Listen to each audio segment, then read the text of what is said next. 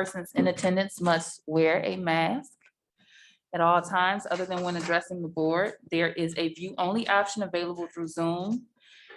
A recording of this meeting will be posted to the district cloud. Public participation will only be available at the in-person meeting or via questions submitted ahead of time as noted below. This meeting is a meeting of the Board of Education in public for the purpose of conducting the school district business and is not to be considered a public community meeting. This meeting is an in-person meeting. Questions may be submitted beforehand to liz.goodwin@bhas.org or presented in person during the public comment sections as indicated in the agenda. Board members may be contacted through the emails listed below. Requests for special assistance, including for persons with disabilities, may be sent to liz.goodwin@bhas.org. I call this meeting to order officially at 5:36 p.m. We will begin with the Pledge of Allegiance.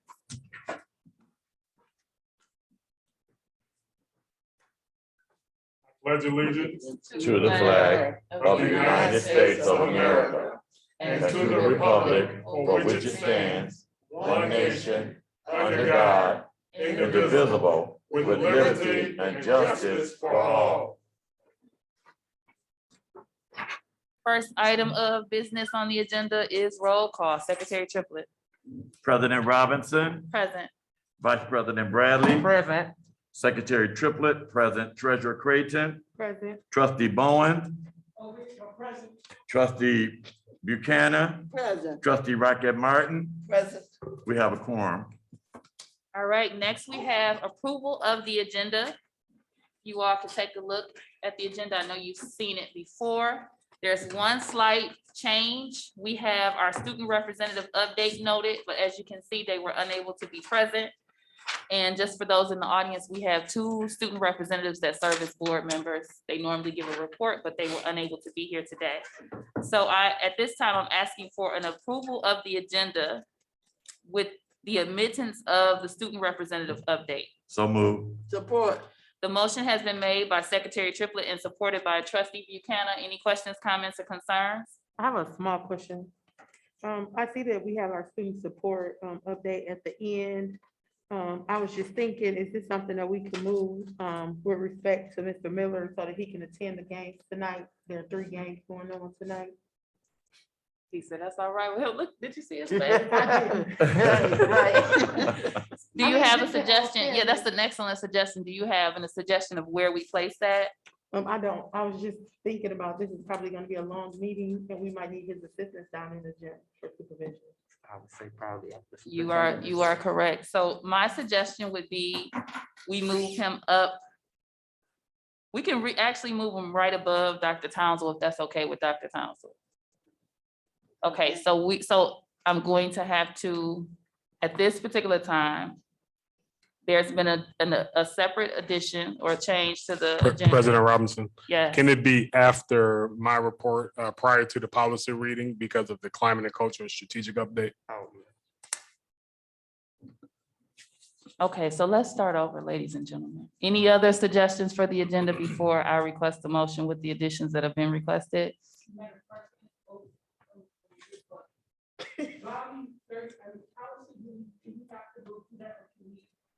Table that to next month. Or should we just do one instead of one or two of one? So you're asking if we can, for the second set of policy readings, delay those to next month? Yes.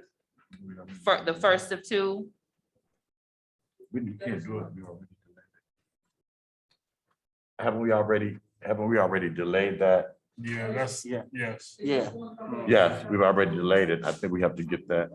But what probably can go quick, I think what he's saying is for the first reading, I can just mention it and we can read that on our own. So I don't need to read them all here. I think if that'll be helpful.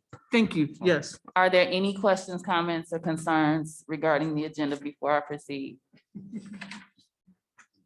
Okay, so we're gonna reset.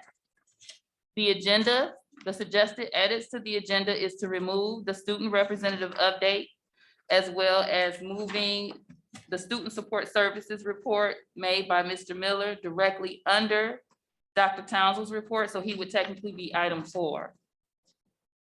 Is there a motion to approve? So moved. Support. The motion has been made by Secretary Triplett and supported by Trustee Buchanan. Any other questions, comments, or concerns? Liz, are you clear on the order of the agenda? Okay, Secretary Triplett? President Robinson, Yes. Vice President Bradley, Yes. Secretary Triplett, yes. Treasurer Creighton, Yes. Trustee Bowens, Yes. Trustee Buchanan, Yes. Trustee Rocket Martin, Yes. motion carried. All right, thank you. Next, we have review of our board norms. The Board of Education norms for Benton Harbor area schools. We will treat each other with respect. We will listen to learn. We will refrain from side conversations. We will use our time wisely, starting and ending our meetings on time. We will challenge ideas, not people. We will ask questions when in doubt. There will be no surprises at the board table. We will practice the 7 norms of collaboration. Those are pausing, paraphrasing, posing questions, putting ideas on the table, providing data, paying attention to self and others, and presuming positive intentions. Next on the agenda, we have public comment on agenda items. Prior to me reading the statement, is there anyone that is here to make a public comment on agenda items?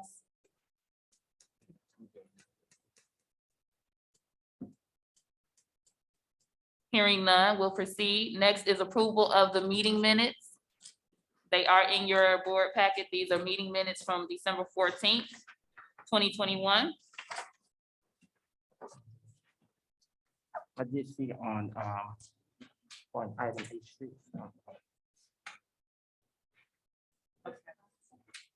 Yes, Ms. Goodwin.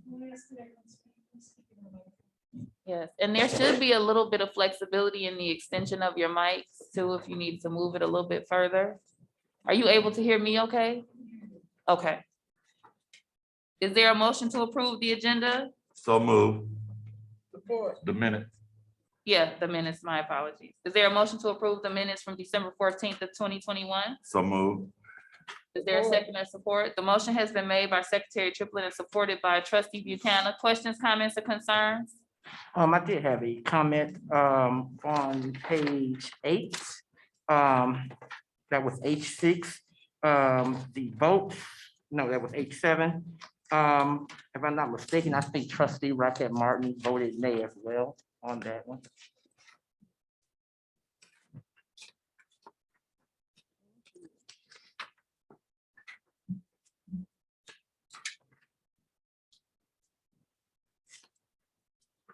Page 8.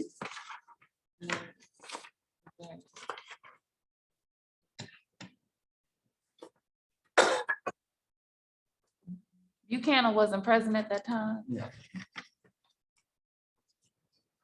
Secretary Triplett, do you have access to your log from last week? I To think pull up your Miss, record? Liz, the copy from the,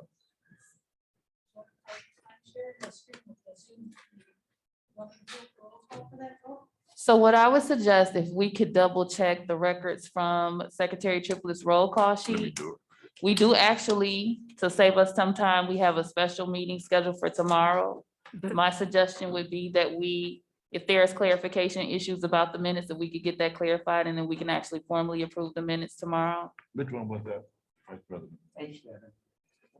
H7.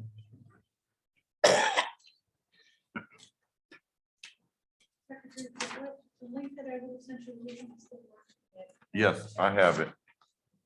Yeah, Madam President, sorry.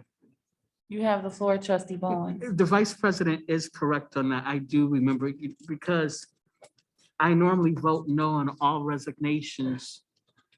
And if I wouldn't have voted no, It wouldn't have passed. it wouldn't have passed. Okay, And I had a sacrifice. I remember that. I do. H7. Yeah, item H7. You are correct, Trustee Bowens. Okay, so we get that minor adjustment made to the agenda, Ms. Goodwin? Thank you for remembering that, Trustee Bowens, and thank you for catching it. You're very welcome. Any other questions, comments, or concerns regarding the minutes? So did that pass or fail? Did it pass? or It fail? passed. Okay. I will say in the minute, I'm sorry, Madam President, And speaking of Mike. Yeah, so it seems coming into 2022, we're all kind of rusty with how the meeting operates. So I appreciate you for allowing me to give you the floor. You have the floor, trustee Bowens. What I asked is not in the meet, I didn't see it listed. I asked for surveys of the SR funds that was online. And that's not in the meeting notes.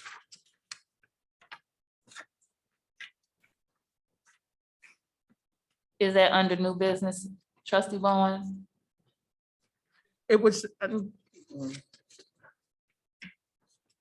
Or was it directly after Mr. Johnson's report? it would have been, I guess, under new business. It was the ESSER funds. I'm sorry, I looked at it wrong. It is there. I apologize. Okay, thank you. Any other questions, comments, or concerns?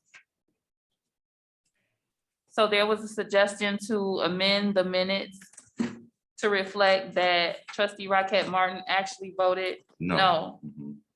on staff report H8. H7. H7.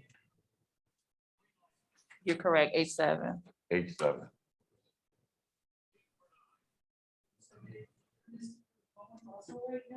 No, I had He to, voted yes. The two no's were Vice President Bradley and trustee Rocket. The yeas were Robinson, Triplett, and Bowens. Okay, so is there a motion to approve the minutes with the correction that was made to indicate or reflect that trustee Rocket Martin voted no? So move. Support? The motion has been made by Secretary Triplett and supported by Vice President Bradley. Any other questions, comments, or concerns? Hearing none, Secretary Triplett? President Robinson, Yes. Vice President Bradley, Yes. Secretary Triplett, yes. Treasurer Creighton, Yes. trustee Bowens, yes, trustee Buchanan, Yes. trustee Rocket Martin, Yes. motion carried. All right, awesome. Next, we have our organizational meeting. That's the next item of business on the agenda. So I'll allow everyone to get that turned and open. All right, general administration, board policy 0151 allows the board to conduct an organizational meeting not earlier than January 1st, immediately following an election held on a November regular election date and not later than the second Tuesday in January at a meeting held for that purpose. The meeting shall be called to order by the ranking officer of the preceding board, who shall serve as the presiding officer until the election of a temporary chairperson, who shall in turn serve until the election of a president. The first item of business on our organizational meeting is the appointment of a recording secretary for the calendar year of 2022. Madam President, Yes, Secretary Triplett. can I ask a question? Yes, you can. Okay, I know, according to our board policy, we have our organizational meeting. But I think I'll hold that down so that we could go through and move through and have the discussion, because, you know, last year, at the first year of being on the Board of Education, you know, what the situation was last year with our president, we're fortunate enough to have a president this year. I don't know what others may feel, but I would like to, I know that the Michigan Association of School Board oftentimes gives us recommendations and what have you on how to do particular things, but we also have an opportunity to make necessary adjustment. I was wondering at this time, so that we can go through our agenda, I would like to see if it would be appropriate to put a motion on the floor, and I know it's down on the end for our officer. But I would like to see if it would be appropriate to put a motion on the floor that we keep the same 4 officers for this upcoming school year. I think that the work that we've done, not as a board, but the president of our Board of Education and the superintendent have a great working relationship. I also think that with the knowledge and effort and support of the vice president of the great work, it's a great working relationship. and definitely go forth and give us that type of situation. Treasurer Creighton has done an amazing job with the finance department, the finance division of our district. And I think, I do call the roll pretty good and sign, and, if Liz called me, I go sign the You have paper. done much more than that, Yeah. Secretary Triplett. But I think that, with us being a new board of education last year, that I would like to put a motion on the floor, that we accept our officers, that we keep our same officers from this past year. And we can go on and continue our organizational meeting. So my only request would be if we could do that right before we get to election of officers. Okay, And then we can all proceed if there's no disagreement with that. okay. Trustee Buchanan, if it's pertaining to officers, can we wait till we get to that? Okay, thank you so much. Trustee Bowens. Madam President, I have all the confidence in some of you all, well, all of you all, in your leadership capacities. I just don't think it's legal that we can do that. Okay, so what we're gonna do is we're gonna start at the beginning of the organizational meeting. Right. And then we'll get to that point, because regardless of whether we actually put a motion on the floor, he's made a statement regarding what he would suggest. And so if individuals agree to that, we can just keep that in mind as we make nominations for the actual election of officers. So do I have to cancel my motion? Well, you haven't quite yet made it. Okay, Yeah, thank you're welcome. So next, the first actual order of business for the organizational meeting is the appointment of a recording secretary for the calendar year of 2022. Liz, I know I asked that we have the copy from last year. Is that somewhere handy?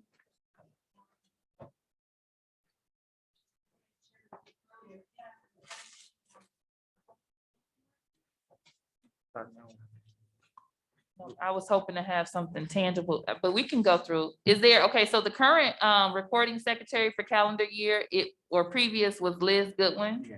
Yeah. At this particular time, is there a motion for an appointment of a recording secretary for the calendar year 2022? So move. Madam President. Okay, 1 second. So what I would request is that when I call for a particular motion, we can place the motion, and then if there's additional conversation, it waits until I ask if there's questions or concerns, because what's kind of happening is that we're having conversation and not really proceeding in the manner of conducting the board business as we've normally done. So I'm gonna pause for a quick second and let Trustee Raquel Martin ask the question. Are you asking for a nomination? I'm asking for a nomination for the I recording nominate secretary. Liz Goodwin.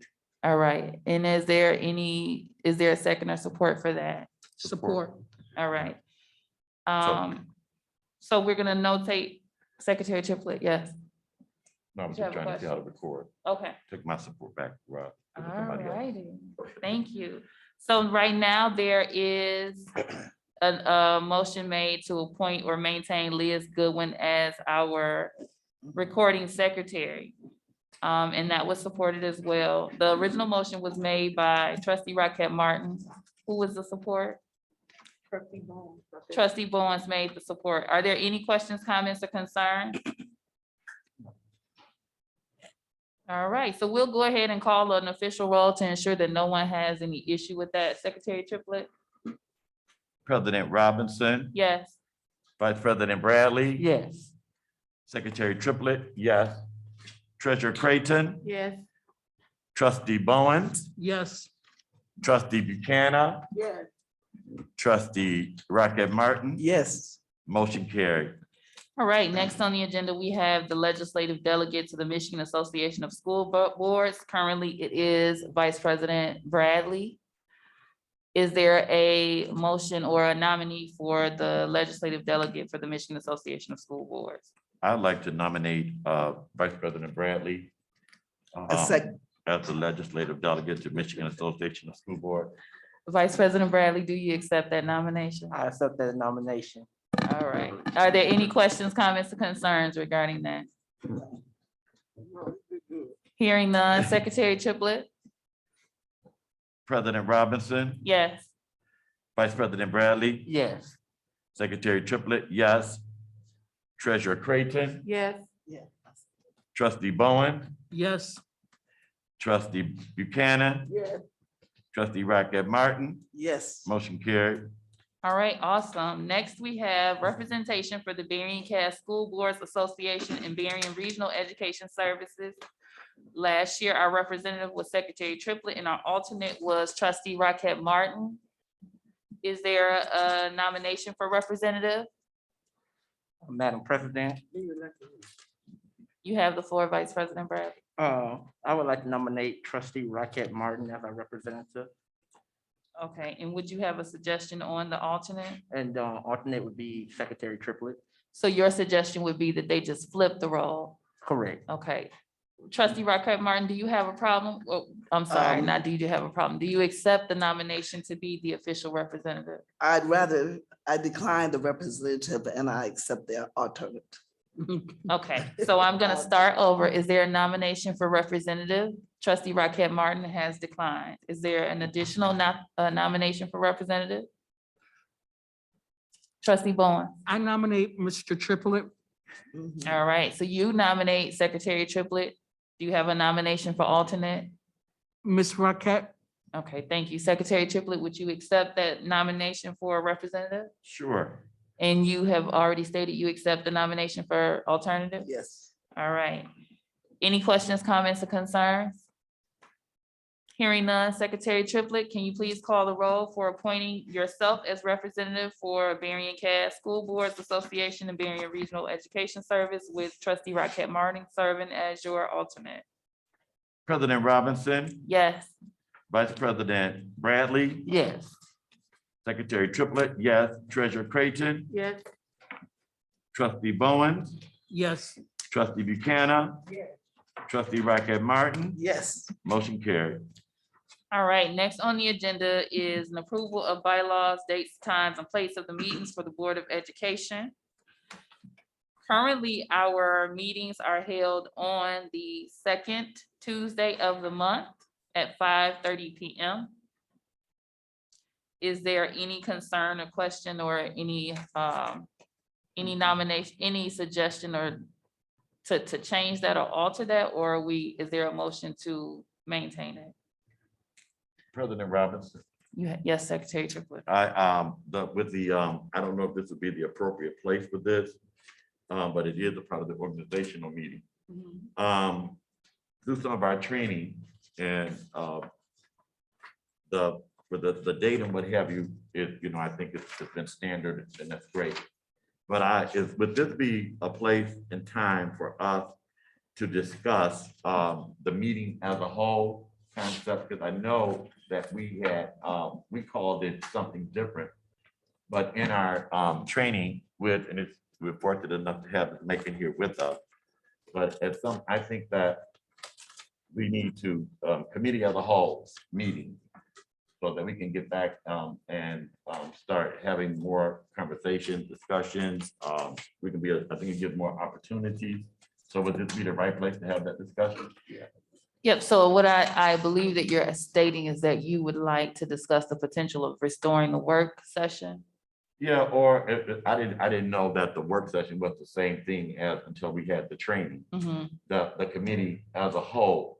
And I think that it would strengthen us as it relates to communication. I'm not sure exactly why we went through that for a minute. And I think that it kind of helped us. Also, it kind of helped us with finding out, when you're coming back from your various committees, that you're coming out and everybody get an opportunity to know as a Board of Education more what's going on. I think it's our responsibility. I know sometimes that the time is of the essence, but as elected officials, this is something that we said we wanted to do. So I would like to see go into discussion or whatever about the possibility, and it doesn't have to happen tonight. But I would like to bring that up because I think we can do a little bit better as a Board of Education with the committee as a whole, because as far as committee chair people being able to get the information out and we look at it, we oftentimes after that stopped happening, we start having an enormous amount of questions about what was going on in committee. Okay, so at this particular time, what I'm trying to clarify with you is whether you're wanting to actually put a motion on the floor to see if that's something that they want to restore on a monthly basis, or are you just letting us know that that's a conversation that you want to have in the future about what the committee of the whole looks like for the board? I would go with that, Okay, to have a conversation in the future. okay, About what the committee, the whole looked like and how that's structured. understood. Vice President Bradley? And, you know, we can be creative with the dates and how the format of how we want to set it up. If we want to do it like on a different day, so we can kind of space out our meetings and stuff, so it won't be a whole bunch of information coming to us at the same time and repeat of information. So I think that's something we should think about. Understood. So what I will do is I will swing back to Secretary Triplett and Vice President Bradley. And I am going to designate you all to work together collaboratively on what that looks like for the board. Okay. Once you have that determined, then you come back to me and we can figure out how to make that happen. Does that work? Sounds good. All right. Excellent discussion. So currently, our board meetings are on the second Tuesday of the month at 5:30 PM.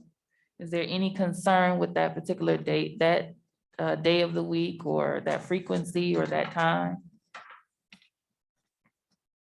All right, any other concerns regarding the bylaws, the place of the minutes, or anything of that nature concerning item D? Hearing none, is there a motion to approve the bylaws, dates, times, place of minutes for the Board of Education? So move. Support. The motion has been made by Secretary Triplett and supported by Trustee Buchanan. Any other questions, comments, or concerns? Hearing none, Secretary Triplett? President Robinson, Yes. Vice President Bradley. Yes. Secretary Triplett, yes. Treasurer Creighton, Yes. Trustee Bowen, Yes.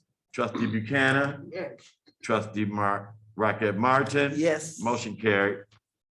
All right, next on the agenda, we have the resolution designating depositories and authorized agents for various funds and authority to make investments. That's item E. Do you actually have the resolution, Liz?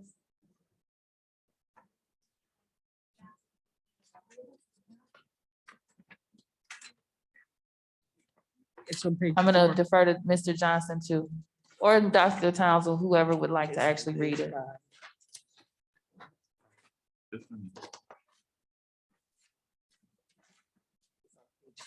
Okay, thank you.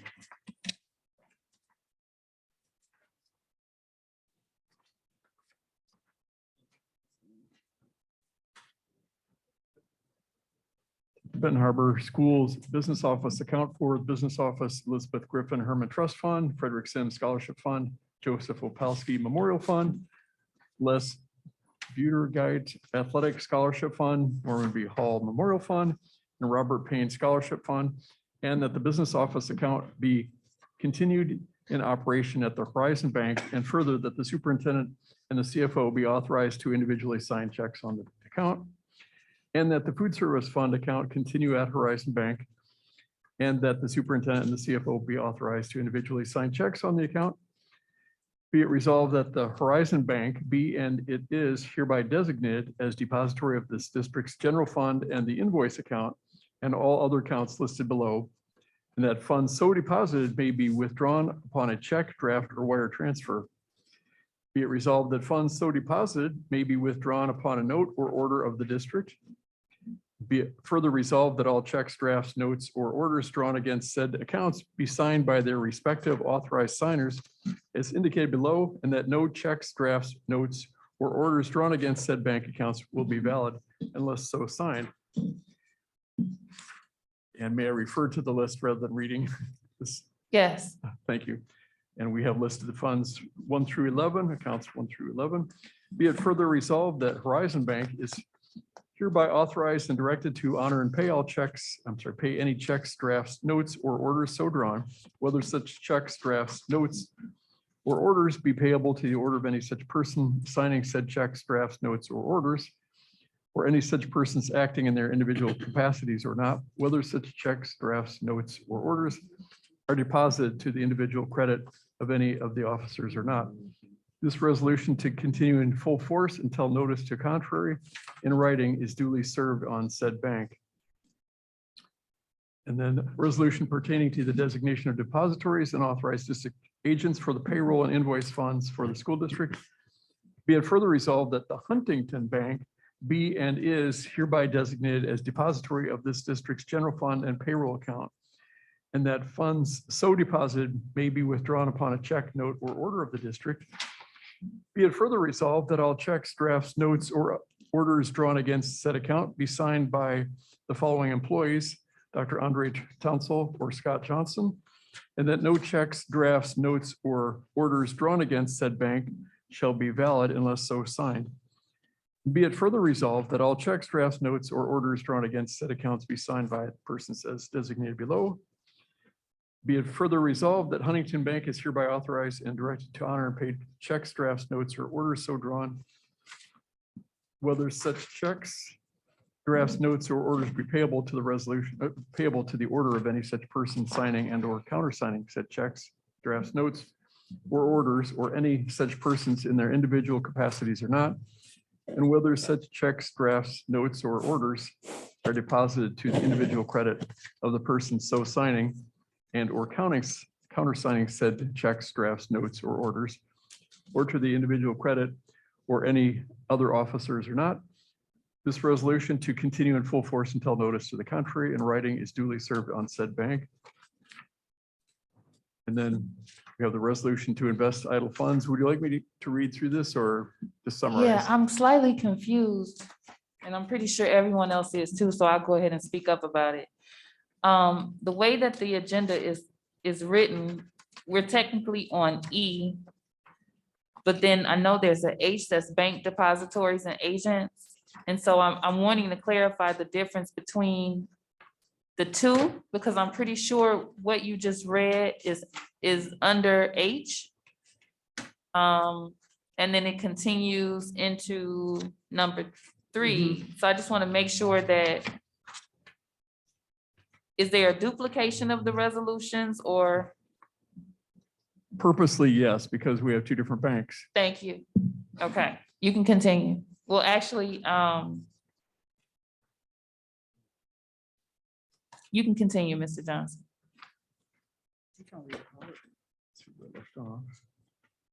And then lastly, the resolution to invest idle funds, whereas Act 451 of Public Acts of 1976 as amended provided that if authorized by resolution of the board of a school district, the treasurer may invest debt retirement funds, which the district does not have currently, building and site funds, building and site sinking funds, or general funds of the district.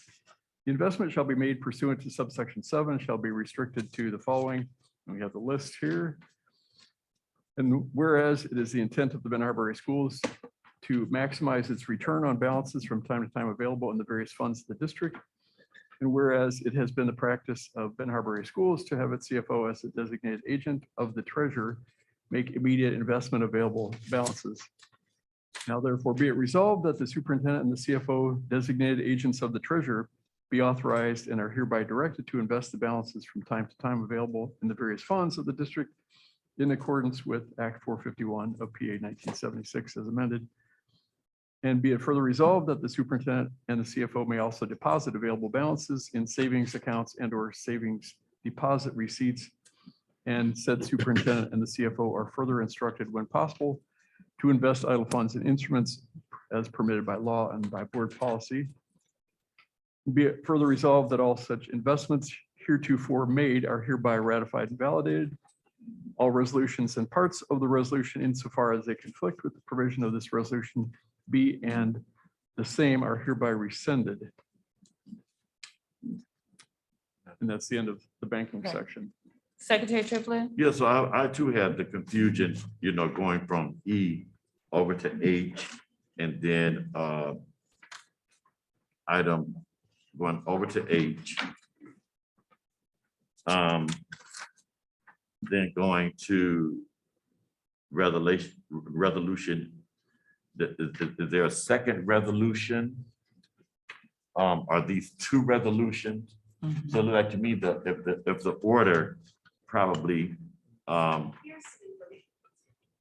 the order would be like with the resolution designating depositories, and then that resolution we place under Yeah, there. it should, yeah, so Yeah. what is throwing us off is the visual. Yes, So E is the resolution for designating depositories and authorized agents, but it's under H as if it's something different when it's technically the resolution. so should Am I we- understanding that correctly, Mr. Johnson?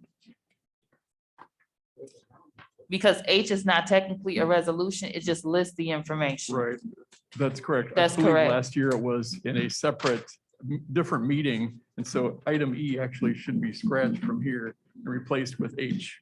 So can we, hopefully that sound is gonna be temporary.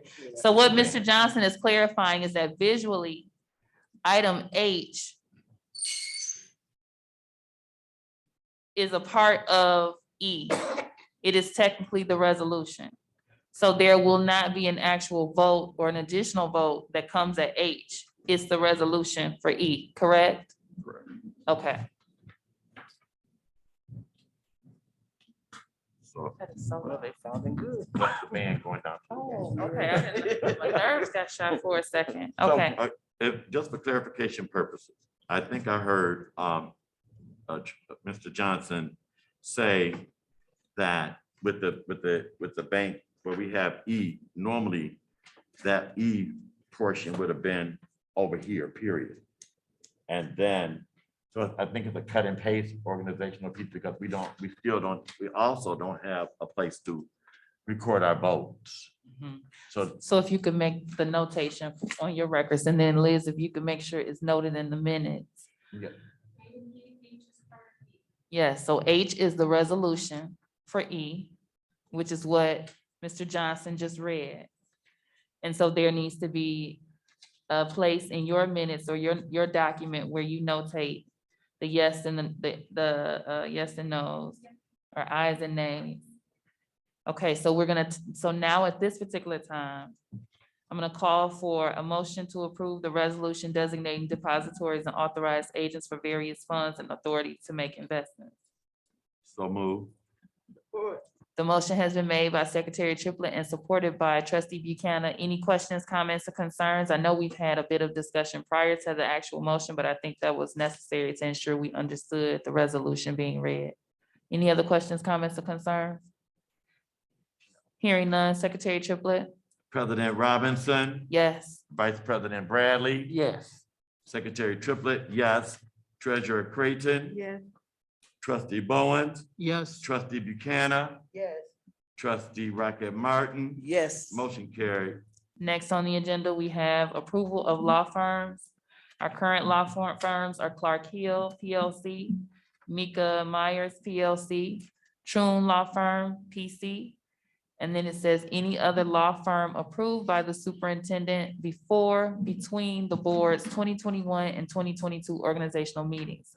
However, to my knowledge, I don't believe that has that been any other law firms that should be noted there?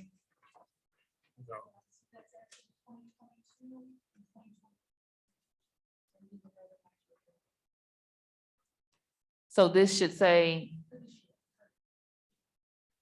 22 and 23. Okay. so what you're requesting that we do is approve any other law firm approved by the superintendent? Or Dr. Townsend, can you, or Mr. Johnson, whomever would be best to speak on that clarification? Yes, these are the current law firms that we work with that we like to continue to work with in the upcoming year. There may be opportunity for other specialized law firms that we may need support on moving forward, to have the opportunity to approve that as well.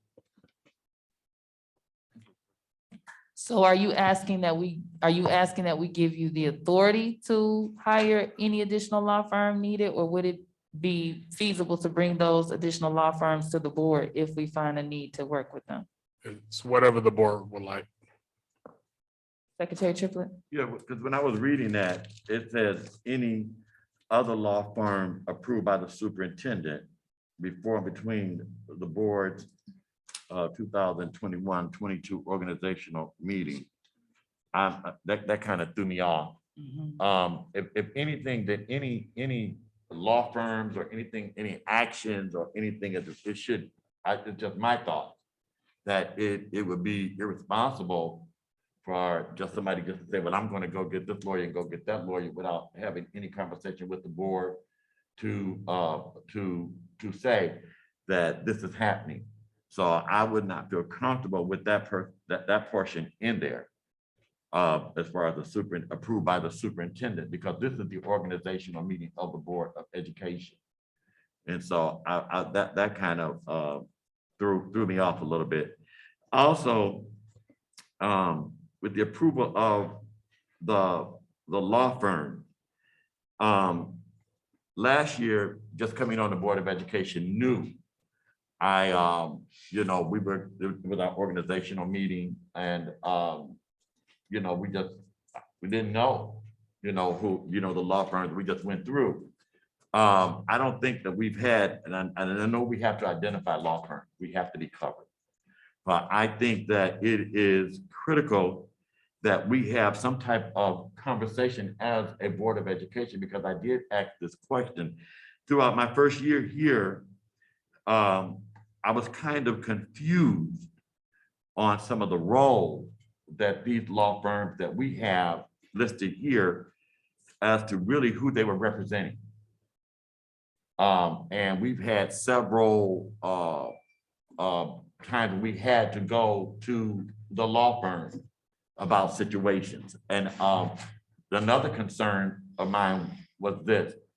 I don't think, well, I don't know if the Finance Committee knows, but I know we spent a lot of money this year going to these law firms and not the Board of Education, but Central Administration and its representatives have gone to the law firm, and we don't have any, I mean, I don't think we have any documentation, any amounts of money, how much money have we spent with these law firms?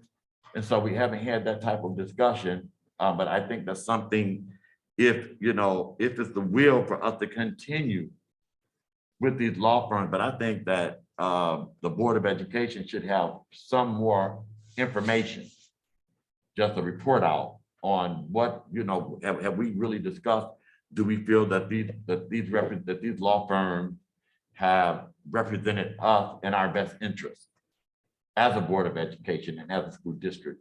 How much money have we spent? Because the board has not, the board in this year, the board is not, the board hasn't really sought the attorneys. Well, so just to, and I'm sorry to interrupt, but I had conversations, we did have conversations previously with Troon specifically that had to work with us in our beginning stages and helping us understand some things. So there were some expenses that were incurred with Troon specifically, Yes. that were not initiated by administration. I know that you had asked for the amount, I think maybe specifically for Troon before, and I think I might have that, but it may have been earlier in the year and would not be reflective of what we pay overall for the lawyers. And just, I can specifically state that what services I utilized for Troon in the beginning decreased significantly in the second half of the year because there was a stronger level of comfort. It did. So just want to take the acknowledgement that I did utilize services for Troon, and we did on behalf of some clarifications that we needed. Madam President. I want to allow him to finish his thought. And I also just want to clarify that we don't technically have a motion on the floor. The conversation kind of began before the motion was entered. So I'll go ahead and allow you to finish. Well, yeah, and again, like, with the three, I found out later that, you know, as a new board member, I didn't know how to ask these questions, but as a new board member, there's, you know, Troon. What is Troon to the Board of Education? It's and Clark Hill, are they specifically human resources?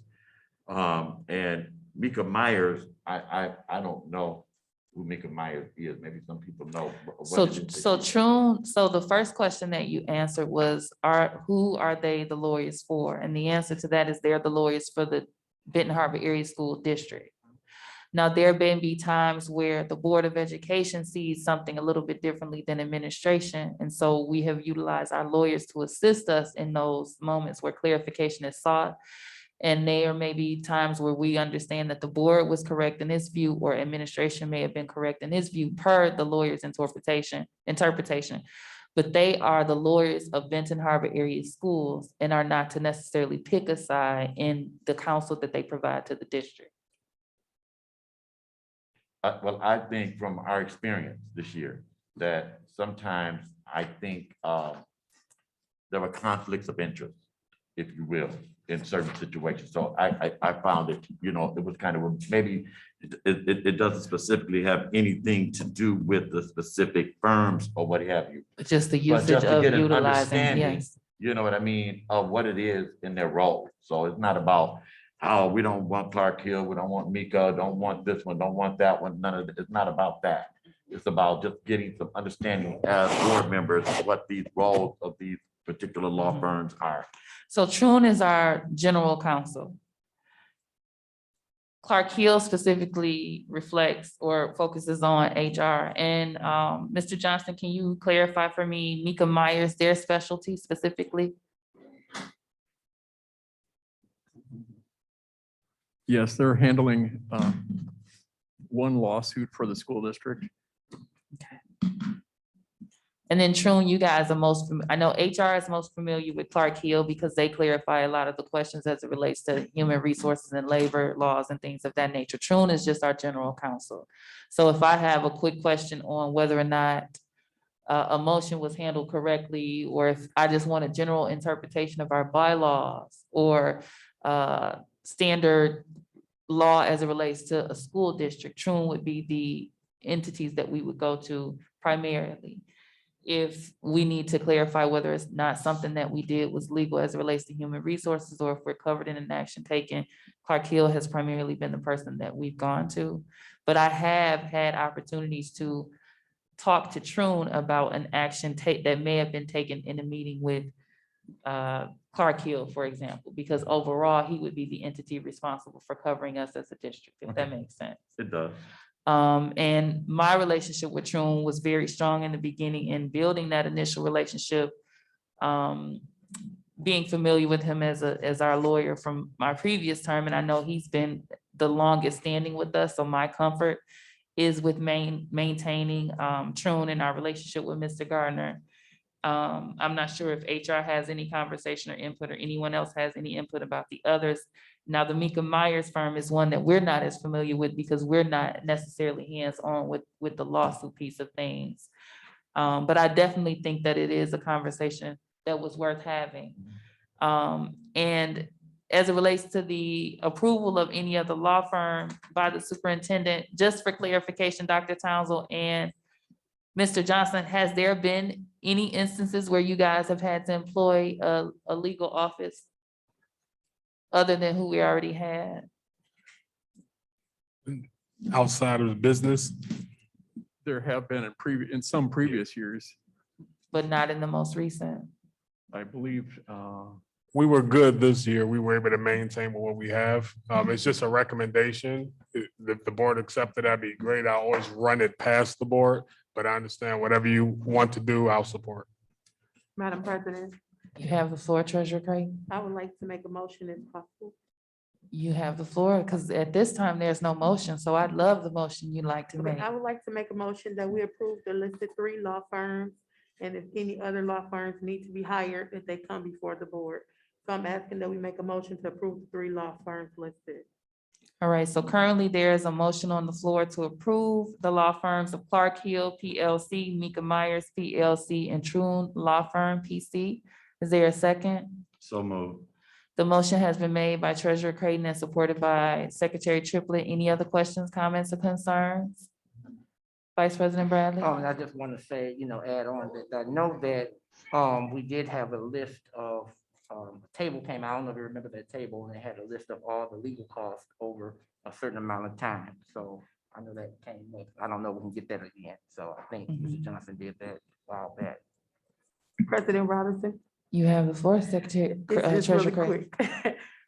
And last week I did actually need an opinion, and I contacted the MSAB, Brad, I can't remember his last name, but he did respond rather quickly, and that is a free email or call. Yes. So if there's something that we need, we don't necessarily have to actually, contact them. If it's something that we just need a quick question on about policy or clarification, Brad was able to help me rather quickly. You are correct. We have also, I know Liz uses him quite a bit in Right. things before she brings it to the board. So that's a good reminder for the board. And it is okay for any member of the board to email just for a quick clarification, or if you have a question to MASB. Primarily, we either allow Liz to do it or myself, because it's something that we're clarifying before we even bring it to you all, so we know whether or not we're in good standing. But MASB is here to provide support to the full board in general. So it is okay to send him a quick clarification. And then if it's something that is relevant to the board, it would just be a request that is shared with us, so we are aware of the clarification and can continue to grow as a board. So currently, we have a motion on the floor for the approval of law firms Clark Hill PLC, Mika Myers, and Troon Law Firm. It was also supported. And we were at questions, comments, concerns. Are there any additional? That's right. It's the I'm same sorry, time. trustee Barnes, you have to get my attention because you're way over there on the island. My apologies. My question, well, this is just one of my concerns with Thune Law Firm. What I've witnessed is we get their advice or we ask them for a thing and they recommend that we outsource it to another firm. And so my question is, are we paying them to recommend going to another firm? So the opinion of counsel received is how to handle the situation in general. But he's still giving us advice. Correct. So the opinion of counsel would be provided to tell us the suggestion on how we move forward. And the suggestion may be that we work with another entity to handle the particular situation. In those particular instances, it was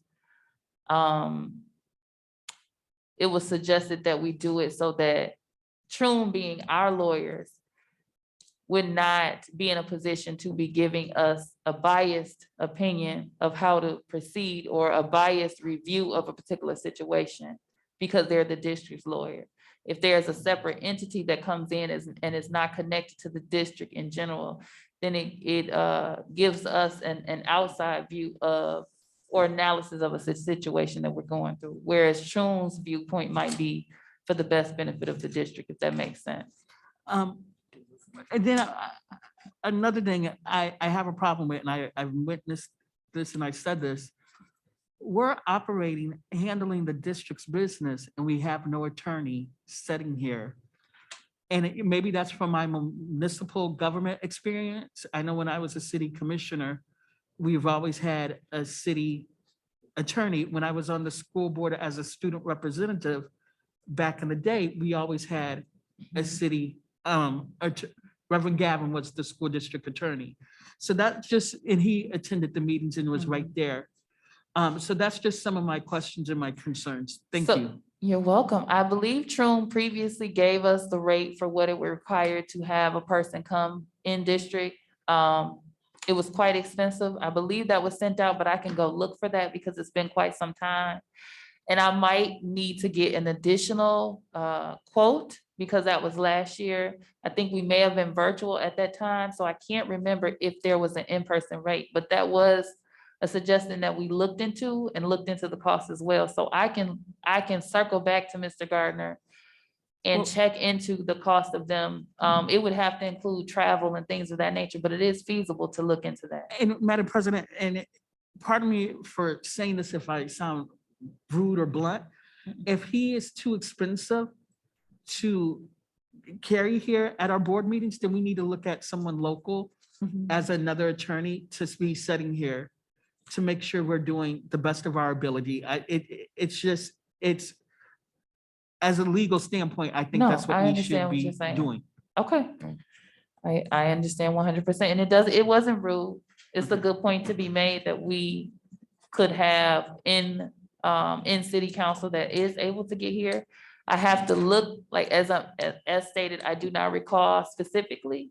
The individual I don't believe would have been Mr. Gardner. It was another entity that was recommended. I cannot remember exactly where he was coming from, but I know the cost of travel is something that would potentially impact them being in person. So the questions that you have, I prefer not to misspeak, So I can go back and dig that email out or ask for a new quote and then we can follow up on that. You just said something, I think that's what I was trying to explain. You said that the attorney may be from a different entity. Not an entity, I'm sorry, a different community, not Okay. entity. So what I'm trying to explain is that you have a law firm, Troon Law Firm PC has more than one lawyer.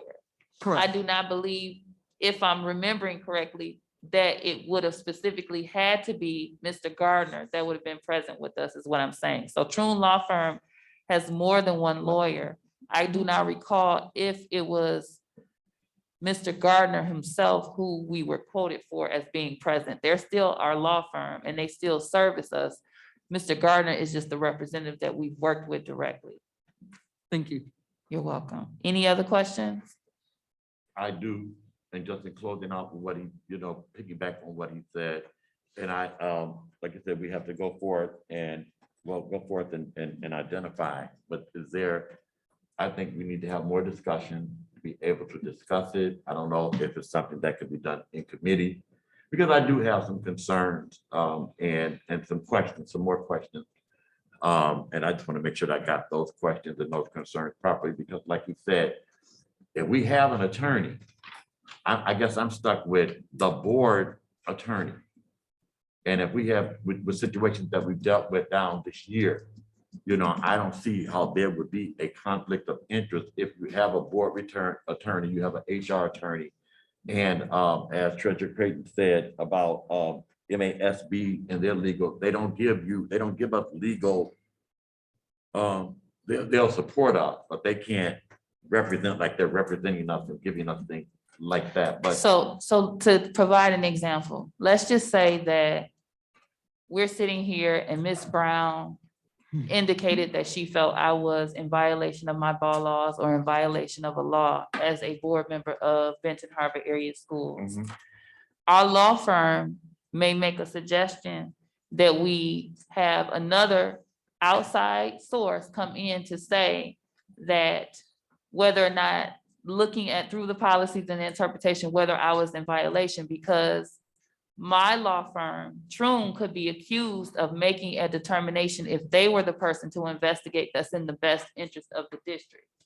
So there could be a suggestion to hire an outside entity that would come in and look at that has no connection to either myself or Ms. Brown, to make sure that we receive a neutral explanation of what has occurred, so that Ms. Brown cannot come back and say, well, of course, the district's attorney said that President Robinson was not in violation of the law. And I think that would be an example of when our attorney might say, let's work with an outside entity or something to that effect. Just to provide a clarification, but I understand that you're saying you want us to look more into the relationships established with our attorneys, the way that we work with them, so that everyone feels comfortable and has a full understanding of what that relationship looks like. I could take that. Okay. Trustee Buchanan? President Robinson, when I first elected to the board, Attorney Gavin he attended all our meetings. Mm-hmm. He represented the board. I don't know if they have one. And that's what Trustee Buchanan is saying he wants to get back to. Trustee Bowens, please. I'm sorry, I'm looking at Trustee Buchanan. Trustee Bowens indicated that he thinks we need to get back to that. Yeah. All right, any other questions, comments, concerns? We're technically still within the motion to approve Clark Hill, Mika Myers, and Troon Law Firm PC. And taking out the, With removal of allowing the superintendent to approve any additional law firms until our next organizational meeting. I just want to say real quick, kind of make a comment. With any other law firms, it's just, I know that needs arise real quick, but I do understand touching base with the board. So, because sometimes you may have an emergency come up and you may have to get an attorney. That'd just be my only thing with that. So one thing I will make sure that we point out to the board is that it may require that we have a special or emergency meeting if we need to seek counsel for something that's urgent that can't wait to an additional board meeting. And so I just want to make sure everybody's aware of that, and that we may be required to come back if there's something that we need to manage. Or it may be something added to a special meeting that we already have scheduled. All All right, hearing no other conversation, Secretary Triplett, can you please call the roll to approve Clark Hill PLC, Mika Myers, and Troon Law Firm as our law firms for this year? President Robinson, Yes. Vice President Bradley. Yes. Secretary Triplett, yes. Treasurer Creighton. Yes. Trustee Bowen, No. Trustee Buchanan, Yes. Trustee Rocket Martin, Yes. motion carried. All right, next. Okay, next we have appointment of the auditors for 2021, 2022. They were Hungerford Nichols, CPAs and advisors. And is there a motion to approve? I make a motion to approve Hungerford Nichols CPAs and advisors as the auditors for the 2021, 2022 fiscal year. Support. Okay, Secretary Tripp, is there any questions, comments, or concerns? I did have a real quick question. Would that be for 22, 23 school year, or would that be 21, 22? 22, For the current school year. Okay, which is 22, 21, 22. For the end of the year. So does it go, yeah, the 21, 22. The current fiscal year, July 1 of 2021 through June 30 of 2022. okay, thank you. Because the audit that they just gave us that we heard earlier this year was as of June 2021's audit that began June 2020 Fiscal year. fiscal year. Okay. Is it, okay, was the motion made? I'm sorry, the extra Yeah. conversation is confusing. Bradley. support by Okay, Creighton. any other questions, comments, or concerns? Hearing none, Secretary Triplett? President Robinson, Yes. Vice President Bradley, Yes. Secretary Triplett, yes. Treasurer Creighton, Yes. Trustee Bowens, Yes. Trustee Buchanan, Yes. Trustee Rocket Martin, Yes. motion carried.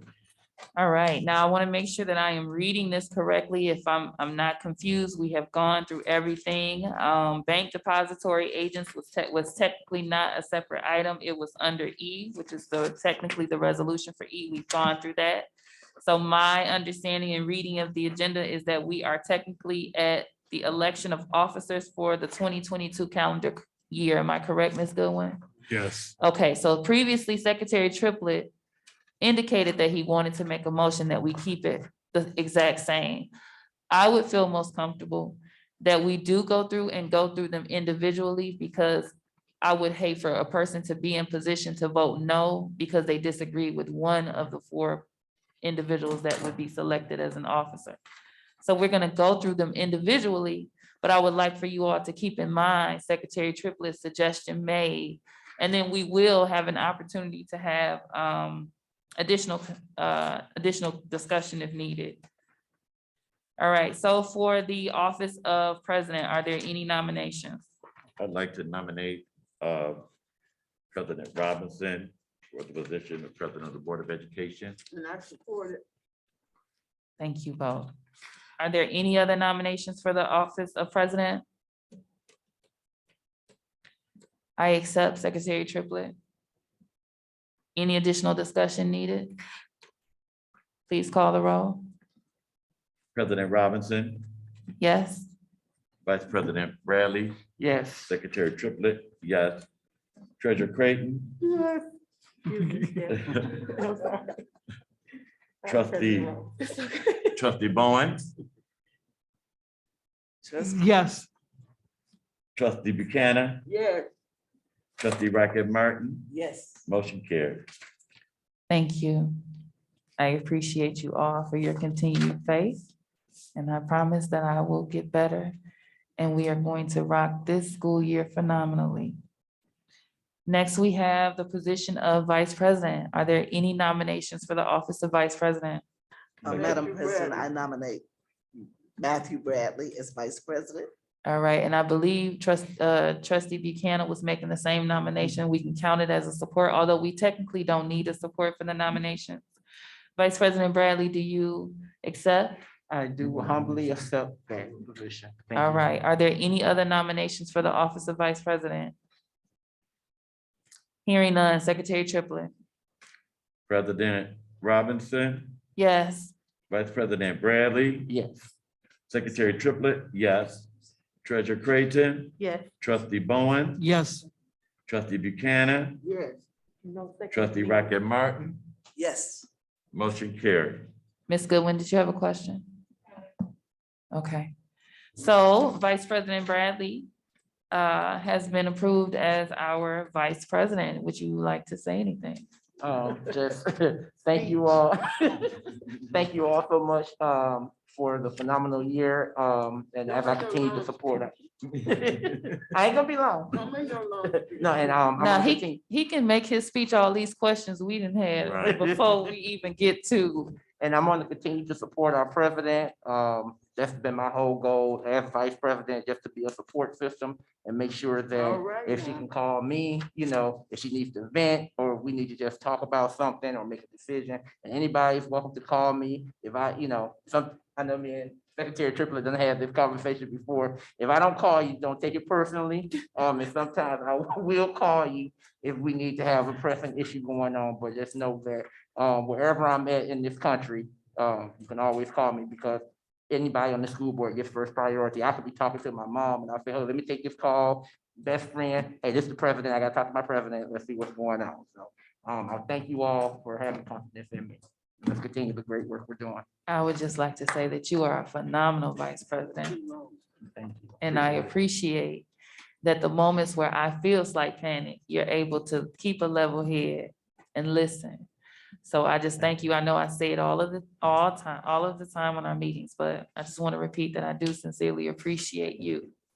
Not just in your support in the year, but you being honorable enough as a trustee who has been on this board longer than me to allow me to take the lead as president and provide the level of support that you have. So I am extremely honored and I'm thankful. Very welcome. And you've done an amazing job. you. All right, next we have the Office of Secretary. Are there any nominations for the Office of Secretary? Mr. Triplett. All right, a nomination has been made for Secretary Triplett. Is there a support to that? Although we don't need one. Is there support? I support. All right, Secretary Triplett, do you accept the nomination? I do. All right, awesome. Questions, comments, or concerns? Hearing none, Secretary Triplett. President Robinson, Yes. Vice President Bradley, Yes. Treasurer Creighton, Yes. Trustee Bowen, Pass. Trustee Buchanan, Yes. Trustee Rocket Martin, Yes. motion carries. All right, awesome. Would you like to say anything, Secretary Triplett? Well, I think that I want to thank you all for your support. Again, my thoughts was just like, we were new last year. We finally kind of like getting our footing and what have you. So, but it has been an honor to serve in this capacity. And thank you again for your support. I would like to say that you're a phenomenal secretary. And I know sometimes because of our former relationship as coach, mentor, Miss Ben Harbor pageant leader, that we've had moments where we've had to redefine our relationship. Tell the truth. And so I admire your ability to humble yourself to your student as president. And I want to apologize for moments that I've made you feel as though your position as my secretary was not respected because it was not my intent. So I promise moving forward to ensure that you never question your worth and value to me as your secretary, as my secretary. Thank you. And I appreciate you sincerely. Thank you. Madam President. Trustee Buchanan. President Robinson, I think this board is doing well last year. Everybody got to remember, everybody can't go around the building through the door at the same time. So you have a good board, you can't listen to gospel out there. You got to take it, everybody care. We have an excellent superintendent, they're working, and in the board, everybody's doing great. Just do not give in to that pressure out there. But see, I can handle it because I tell them a thing or two. We And know it you ain't will. real nice, and I said, God, will you forgive me? So there you go. All right, any other questions, comments, or concerns? Congratulations, Secretary Triplett. Thank you. Next, we have the position of treasurer. Are there any nominations for the office of treasurer? I'd like to After nominate Treasurer Angel Creighton. All right, and I'll take Buchanan as a second. Treasurer Creighton, do you accept the nomination? Yes. All right, any questions, comments, or concerns? Hearing none, Secretary Triplett. President Robinson, Yes. Vice President Bradley, Yes. Secretary Triplett, yes. Treasurer Creighton, Yes. Trustee Bowen, Yes. Trustee Buchanan, Yeah. Trustee Rocket Martin, Yes. motion carried. All right, awesome. Congratulations, Treasurer Creighton. Would you like to make a statement? Yeah, one statement. I'm not sure that I'll make it to 10 o'clock, so I think we might wanna Thank be you. mindful because I'm struggling over here. Oh, 6:46. So we, okay. So if you find that you need to leave earlier, than what we're done, we have quite a bit of business to do, but I think the most important piece of what we needed to do in this meeting was the organizational meeting in the setting of officers. And so we do have a quorum present even in your absence, if you need to leave. And then any comments? Go ahead. And I just want to say, you know, with our officer cabinet, it's good that we have 4 different viewpoints on different things because that helps you come to a consensus and then it gives you 4 different views on things. We may not agree or see eye to eye on everything. And that's a good thing because it helps us to, you know, work better as a team. And, you know, we can always say, all right, well, let's push back and let's look at this and see how we can, you know, look at it from a different angle. So I'm glad to be working with you all again for another school year. Thank you. All right, and I would like to congratulate Treasurer Creighton on maintaining her position as treasurer of the board. And some of you may not know that last year, she did not have any plan to be an officer. She just wanted to be a trustee. And she somehow became the treasurer, the chair of HR, and the chair of the finance committee. And she stepped up to the plate and handled both She did. graciously. So I want to say thank you for your phenomenal work in supporting Mr. Johnson and our finance committee and allowing us to be in a positive place with our budget. So that's definitely worth the accolades that we've given you. So thank you for Thank you. continuing to work. All right, so congratulations to our leadership board. Just to recap, President Deshauna Robinson, Vice President Matthew Bradley, Secretary Ronaldo Triplett, and Treasurer Angel Creighton. Thank you all so much. Okay, it says the board president shall not preside over the meeting, but I'm still technically presiding anyway. So thank you all for allowing me to continue to lead the board.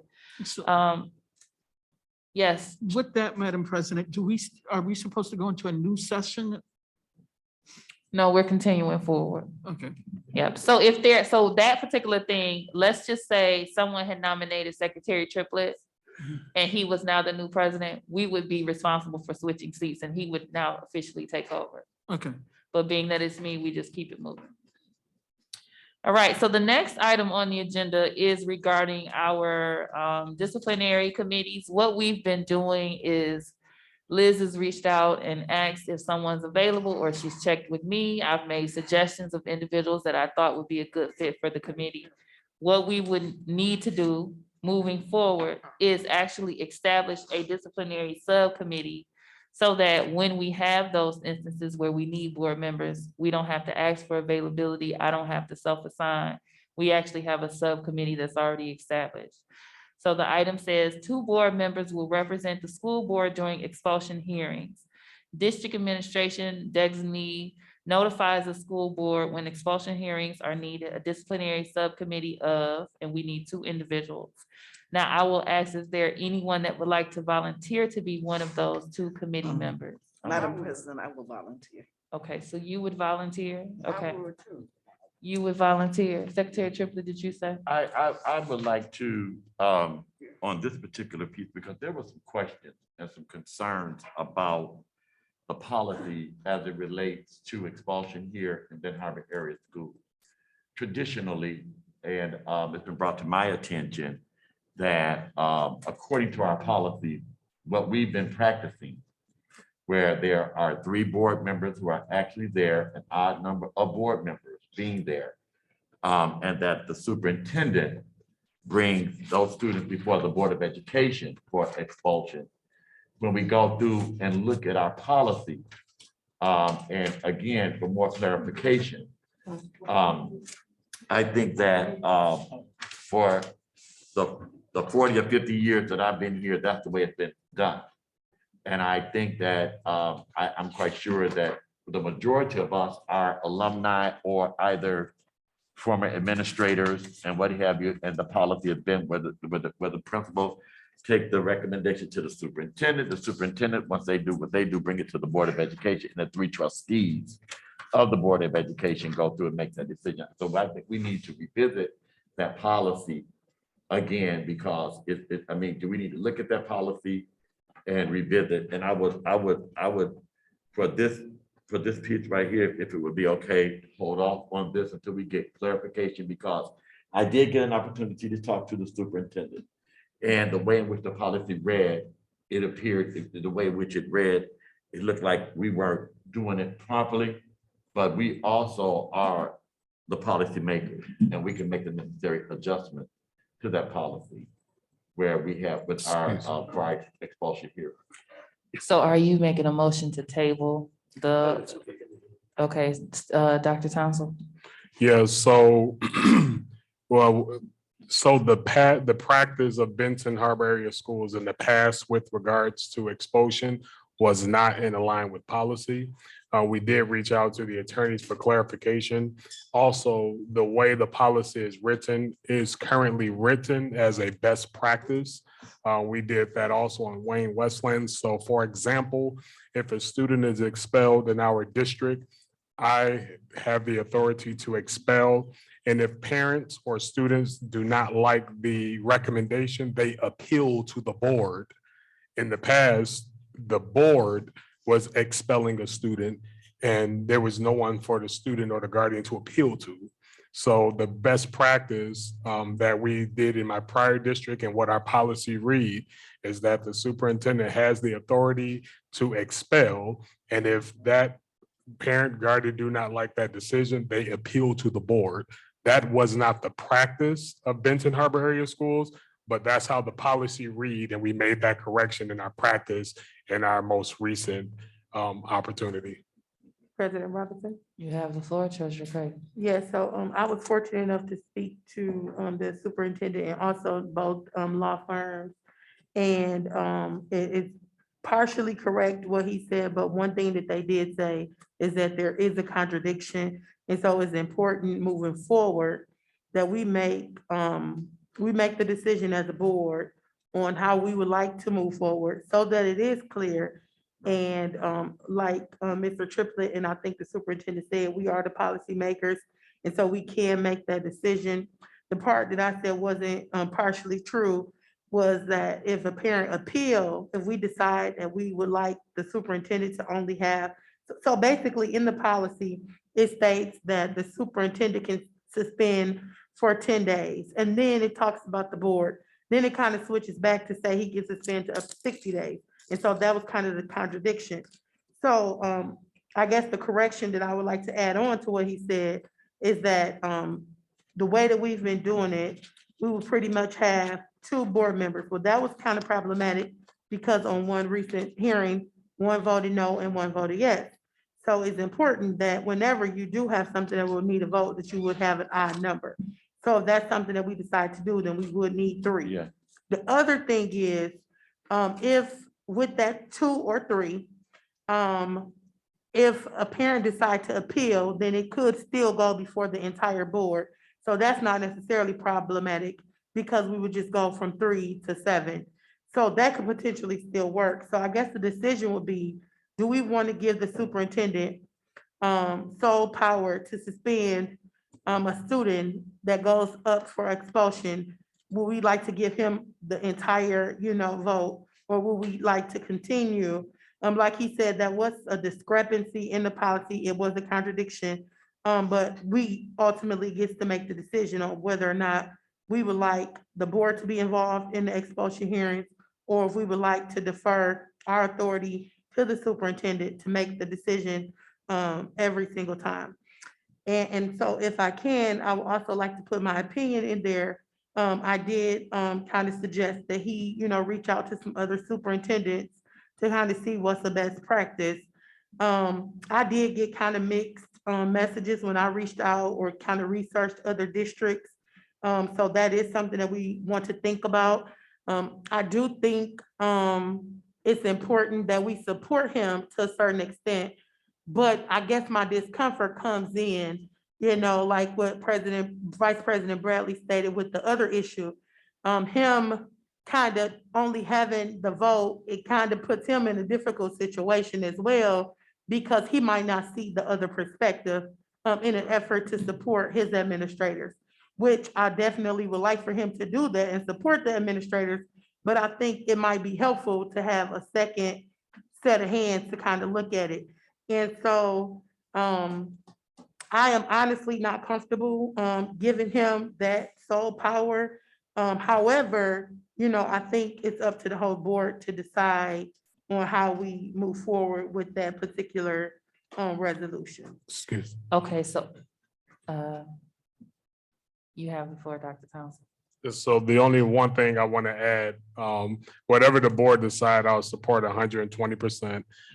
In my previous district, Can you as pause for 1 second? I'm just gonna ask that everyone who's in the meeting, turn that volume down and discontinue doing anything that causes any sounds that will be an interruption to the meeting.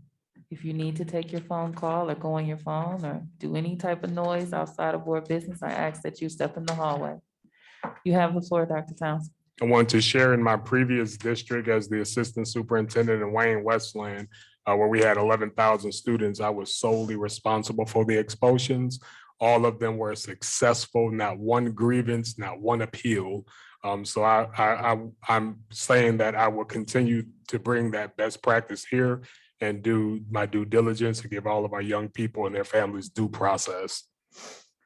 Okay, so we are kind of having a conversation that's not necessarily, it's related to Jay, but it's not necessarily what we're voting on. So there's a separate review of our policy, maybe some follow-up with Neola to see what they are currently doing, if there's anything that's changed. Treasurer Creighton has stated that she suggested that you reach out to local superintendents. So there's a little bit of research that we can do to determine whether or not we feel there's a need to change our bylaw or our policy regarding suspensions. And just as we are doing policy review on multiple policies here today, we always have the right and ability to alter our policy. And I think we're not yet at a place where we're ready to do that. However, Jay is regarding the subcommittee. And so Treasurer Creighton, I appreciate you providing the insight that you did, that there were 2 board members that saw things differently. And so a third person would be needed for that particular reason, which is what we've mostly done, at times had 3. And so if it's okay with the board, my suggestion would be that we do the further research to see what our sister districts are doing, to see if there's any suggestions from Neola, to see if we want to make adjustments to the policy and how so, but that we proceed with actually creating the disciplinary subcommittee of 3 members so that we have that set to be implemented in any potential revised policy. Trustee Bone. I understand what you're stating and I understand what my colleagues are stating. Here's my question. My grandmother used to tell us, if it ain't broke, don't fix it. My other philosophy is a best practice does not necessarily mean it's what other districts are doing. It's what we find what's best for our us. district. And if this is what's working, I mean, we as a board have been elected for 1 year. We haven't had any complaints. I sat on a suspension hearing. We have not had it come to the full board, correct? No. So what's broken with the process that we have now? Yeah. I mean, it's not for, a response, but that's my philosophy. If it ain't broke, don't fix it. I do understand adding another person on it. But that's it. That's it. Okay. President Robinson. You have the floor, Treasurer Creighton. And before we continue with this conversation, as she's indicated, I want to make sure you guys realize how much time we spent on organizational meeting, which was very important to the remainder of the year. But I'm hoping that once we get to things such as committee reports and things, we can kind of move through those a little bit swiftly, being that we've putting so much into the organizational meeting. You have the floor, Treasurer Creighton. I was actually gonna ask if we needed to make a motion. You read my I'm mind. Did you have a sorry. comment Yeah, before? I want to put a motion on the floor Okay, that we, at this particular point right here for appointments or what have you for that, leave it at the discretion of the president, even when we identify people that would go represent the board. But I wanted to take this off for right now. I guess I don't know how to make the motion. I would like to make the motion that item J, an organizational meeting, be removed until further review and clarification is made and done as it relates to our expulsion policy. and are you suggesting that this committee be self-appointed, that the president appoints the members of this committee similar to the members of the other committee? I think so. I mean, identifying people, the committee members that would be interested in serving, because there will be time, thanks be unto God, that we have not had an overabundance of expulsions. You know, but there will be times when things come up with expulsion and those type of things that people might not be available. And we do have to step in, even if it's the two. You know what I mean? And so I think that if the board president would take the identifying those representatives and those people, you know, you have an alternate, but I think we still need there's some more discussion that needs to take place as it relates to what Benton Harbor has done historically, because other places don't always fit here. I don't have any problem with, you know, references to other previous practices and what have you. This is a completely different community. There are some ways that have been Harbor's way. And Ben Harbor's way has been in the past that the citizens of this community have the respect for the officials that they have elected to make the final and ultimate decision as it relates to expelling and putting our children out of our school district. And so you know, again, I think I would feel comfortable in having that type of conversation. Madam President. Okay, so at this time, Frame it for me. just to ensure that everyone is on the same page, we're going to take a vote because policy does allow me to appoint the committees, but being that this is a committee that has the power to control the fate of a child, I would like it documented. Is there a motion on the floor to allow the president of the Board of Education to appoint the board members to the Disciplinary Subcommittee? So move. Support. The motion has been made by Secretary Triplett and supported by Trustee Buchanan. Any questions, comments, or concerns? Hearing none, Secretary Triplett. President Robinson, Yes. Vice President Bradley, Yes. Secretary Triplett, yes. Treasurer Creighton, Yes. Trustee Bowen, No. Trustee Buchanan, Yes. Trustee Rocket Martin, Yes. motion carried. All right, thank you. So Liz, did you take note of those who were interested? I think Trustee Rocket Martin was interested, Secretary Triplett was interested, Trustee Buchanan was interested. Is there anyone else that's interested? I can be an alternate if You needed. interested in being an alternate? Okay. Thank you so much, everyone. President Robinson. I know you said you want to hurry, but to me, this on the same thing.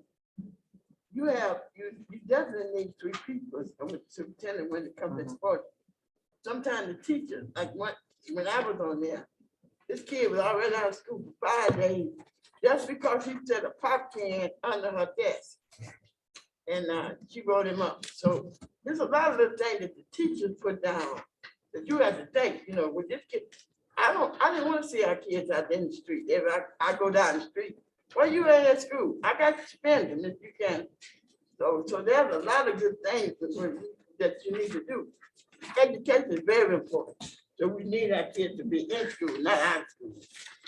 Thank you, Trustee Buchanan. I agree 100%. Now we are officially done with the organizational meeting. As stated previously, we removed the student representative update, so we are now at committee reports. President. I was gonna say, do we have committee reports? Because you canceled the meetings last month. There were committee reports for finance and I believe HR met early the first week of the month, but facilities did not meet. So the reports will be brief. And if we get to you and you guys did not actually have a scheduled meeting, you can just clarify that. So we're gonna go to Treasurer Creighton with the Finance Committee report. Alrighty. The Finance Committee met, and, sorry, didn't have it pulled up. So, during our finance meeting, we were looking at, well, I don't know if you guys know, but, there were some pictures of vandalism of one of our buildings, closed buildings, going around on social media. And so, we did have a conversation about that quickly, just talking about ways that we could provide some extra security to our buildings. And so our superintendent and chief of finance are actually looking at some ways that, and some proposals on how we can add that to our budget to make sure that we are securing our buildings and providing an extra layer of security for our closed buildings. And then we also talked about our finance reports, our standing reports. And then one other thing I think that was, that we were going to work on, and we would hear more about, and I think trustee Bowens had a question about that, are the revisions and the proposal for the ESSER 3 funds. And so the superintendent and the chief of finance will be working on providing that to us in the very near future. Also, the development of the mid-year budget revision is underway and will be presented next month. So basically, you know, once we do the budget, or the finance department does the budget, and numbers have to sometime be changed as things change, our situations change. And so they're working on a budget revision right now, and it will be presented next month, and then it'll be sent off to the state for approval. Thank you. Any questions for the Finance Committee? Hearing none, Treasurer Creighton, you can continue with the Human Resources Committee update. I Okay. believe, did you guys meet? Yes, so Okay. HR did meet, we met, we're working on some team building, it helped us get started and on a good, foot, from an HR perspective. Our Chief of Human Resources invited, an attorney from Clark Hill to do a presentation on FMLA. And one of the things that I know that we talked about, as a committee, and I don't know if the committees will stay the same, but we did talk about potentially, you know, not every month, but, you know, occasionally inviting Clark Hill or one of the other attorney law firms to come and to kind of train us on some of those pressing things that are coming up in Benton Harbor area schools. And so it was a good presentation. Our chief of finance, I'm sorry, our chief of human resources also talked about the function of HR and just kind of some of the things that they do day to day so that we can be clear as a committee. The chief of schools position is posted, it's going around, it's on the website. So if you guys know anyone, encourage them that are qualified, encourage them to please apply. And also, we have, I think, 20 or more vacancies. So if you know someone, encourage them to apply. If you see it floating around on Facebook, share it. I know it's in our alumni groups, and also on the Benton Harbor Area Schools page on social media.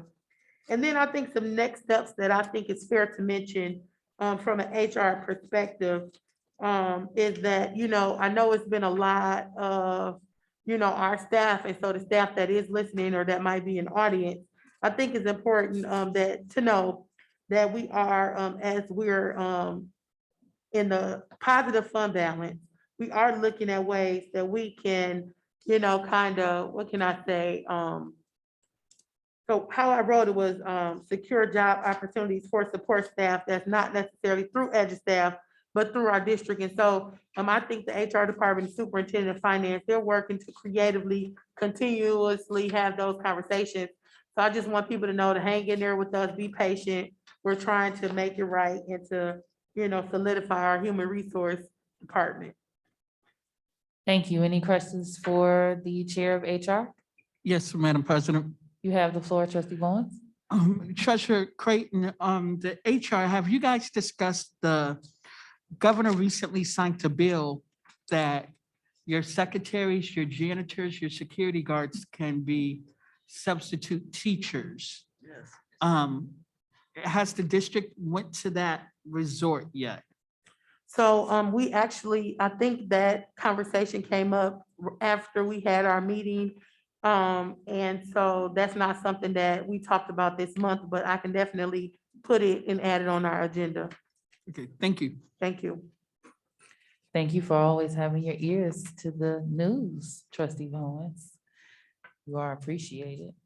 All right, Secretary Triplett was there. Did you all, I don't believe curriculum committee, you guys met? It was a brief committee. Brief meeting, Meeting right? with the superintendent. As everyone knows, the curriculum department at this particular time, teaching and learning, is in transition. And so there are a lot of things that will be discussed and need to be discussed. Strategic plan summary is coming up later on the agenda. So those are things with alignment and things that we will be able to discuss as we get ready to identify somebody who's going to come in and actually do this work. So I'm excited about the work, hopefully, this year with the curriculum, because it's been very concerning, to say the least, for the past year or so. But there are things now I think that we kind of getting a foot on it. So basically, Dr. Townsend did step in and took the lead in that particular area during the absence and resignation of the chief of that particular division. So thank you. Thank you. Any questions for Secretary Triplett? Hearing none, Vice President Bradley? We didn't actually have a committee meeting this month, so, but we will continue to do the good work. And I saw that Mr. Miller had already did an overview, so I'm gonna let you take it. All right, thank you everyone for your committee reports. I will be assessing the committees as they stand to see if there's any needed adjustments or changes. And then I will be emailing that out to you all by next week, Monday at the latest, the formation of the new committees. It should definitely be within the next day or so.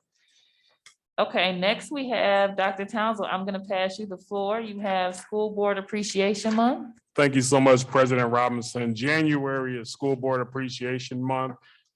Every school board member should have 3 items, just showing it's a token of our appreciation for the work that you're doing, serving the community and serving all the young people in Benton Harbor area schools.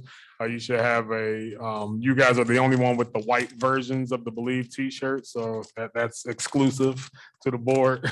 In addition, I have everyone some water bottles. You can take advantage of our water filtration system with the water bottles, and you have a nice gift wrapped item as well too. Hopefully you enjoy that when you have breakfast or lunch in the evening. You can take advantage of that resource as well. But thank you for serving Benton Harbor area schools. It's been a privilege and a pleasure serving alongside with you this past year.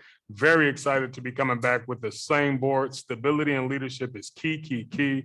Very happy with the same officers that we have. So let's level up together. I appreciate you and thank you. Level up. Thank you. Thank Thank you. you. Thank you And so they- much. as they cut up, let me know.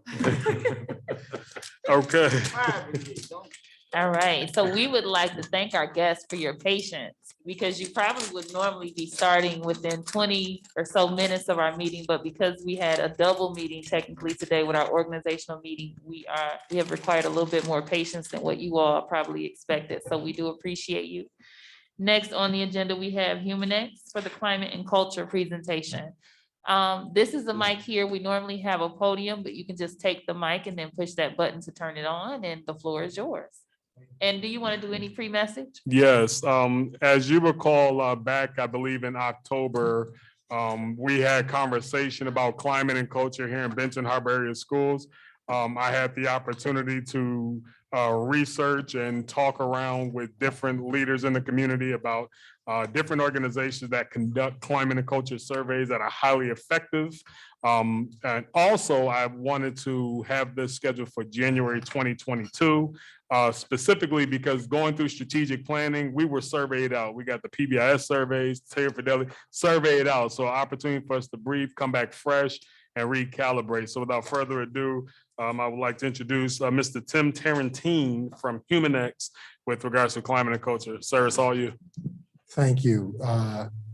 Chair Robinson, to the board, Dr. Tonzo, thank you for having me. I was instructed by Trustee Buchanan I could take my seat. So I want to make sure I can stand back up. Here we go. Yes, ma'am. I'm gonna sit back now. So I'm from Humanx Ventures, and what we do and what I get to do every day is to work with school districts, businesses, athletic teams, from SEC football teams to schools in Schaumburg, Illinois, about culture, about what it's like to show up. What does it mean to be engaged? Liz, next slide. Engaged in the work that we do every day. And so what Humanx does is we help school districts select the right people, right? How do you screen for the talent that gets outcomes for young people? We have a suite of tools and consulting around that. What we're talking about tonight is the gold arc up there, the multiply arc. And that is, how do you take what you've built and make sure that that impact is multiplied over time? And one of the ways you do that is you measure culture. And in our case, next slide, please, culture is about, next slide, you can keep going. I'm going to save us some time tonight.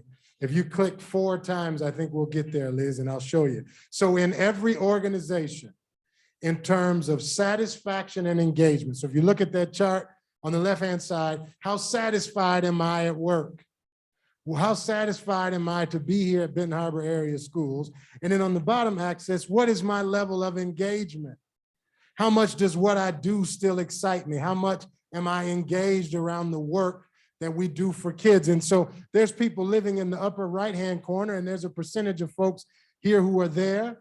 And there's a group of people in the bottom left-hand corner, people who are actively disengaged, right? And so what you want to do when you measure culture is you want to know what is the condition. And once we find out what the condition is, next slide, that's at 30,000 feet. Well, on every team, we're going to see that there's different people who have different levels of competency in their role, and then also talents, where I'm wired to teach. I'm wired to drive a bus and engage with kids. I'm wired even to be on the school board and provide oversight, accountability, and support. So we know that in every culture and on every team, there's a range. Well, most of the time, next slide, most districts are guessing it. Well, we measure it with Inside X. It's a tool. It's like an MRI of your internal culture. Next slide, please. So what do? We take an online assessment. There's 88 statements that pay attention to these 15 drivers of culture. And so, for instance, we take communication, for instance, and we ask the team from 4 different perspectives. What's your experience with communication? How about on your team in your grade level group? What about your condition or your relationships as it relates to communicating with your supervisor? And then how does the district do with communication? And we do all those views for all 15 drivers of culture. Next slide, please. They respond to those statements on a 1 to 5 scale. And so when the scores come out, we're really looking for that 4.0 threshold, which is I agree. Next slide, please. We'll come in after the district takes the survey, and with every group level, so elementary, middle, high school, we'll not only sit down with those teams, but we'll help them look at what's working really well in the culture. And then what are some of the things that feel heavier? What's some of the things that are harder to create this space where everybody feels fully engaged and fully satisfied in their work? And instead of blaming and shaming and pointing fingers, what we do is help develop the types of learning and the types of action steps that people can start to own their own culture. And they do that in partnership with our team. And if you do it over the years, we're teaching you all how to do it, so people in the district will be able to give their own feedback from the surveys eventually as you continue to learn what these dimensions mean. Next slide, please. Those are the dimensions we're measuring. And what you see on the right-hand side in that chart is an average score, a mean score for all of the statements, for instance, around pride in the district, right? How well are we innovating? And we're asking from all those 4 perspectives I talked earlier about innovation and training and communication and relationships. And then we can measure. Keep going, please. Next slide. Thank you, Liz. Go again, please. You probably go one more time. We're not going to take time there. Keep going. You can go lots of times. It'll move fast. Thank you. We need 5 more. The predictors for this. So when you think about the data that you would see, when there's high pride, when people know that they're talented and fit for their jobs, when relationships are going well, continuous improvement is high in career development, we know that that upper right-hand corner, that red circle is going to be higher than 35. And by the way, as long as they've been studying organizational performance, usually only about 3 out of 10 of us like to go to work. Right? And so what we're challenging is not measure it so that we can build a plan to design what we want for the future in the culture, to make sure that everybody who works here not only wants to work here, but they're in the right seat here at the district. Next slide, please. This is an example of top 5 items in the survey that we'll go over with every team. And we'll show them what the previous score was. This first year, obviously, you won't have a previous mean, but we'll be able to break it down to the top items. And then the next slide is going to show you, I believe, some of the bottom items that we'll go over with each team, right? And we'll talk about on the bottom, what can we actually do to move it from a 3.19 to a 4 where we actually agree? What are some of the ways we can communicate better? How do we change our training? How do we figure out new and different ways to talk about our careers so that people feel engaged and inspired at Benton Harbor area schools? We know you want to craft the future, and we know culture is important. Our tool and our resources are here to help you measure it. And once you measure it, pay attention to what actually matters. Not hearsay, not rumors, not tradition, but what did the people say when they sat in front of a screen anonymously, confidentially? And we'll support the superintendent and his team on continuing to build a culture internally that people want to come back to and students are thriving in. I've got more to tell you, but I'm going to stop there because I know we're short on time. I'd like to entertain any questions about the survey. I would say one more thing, though.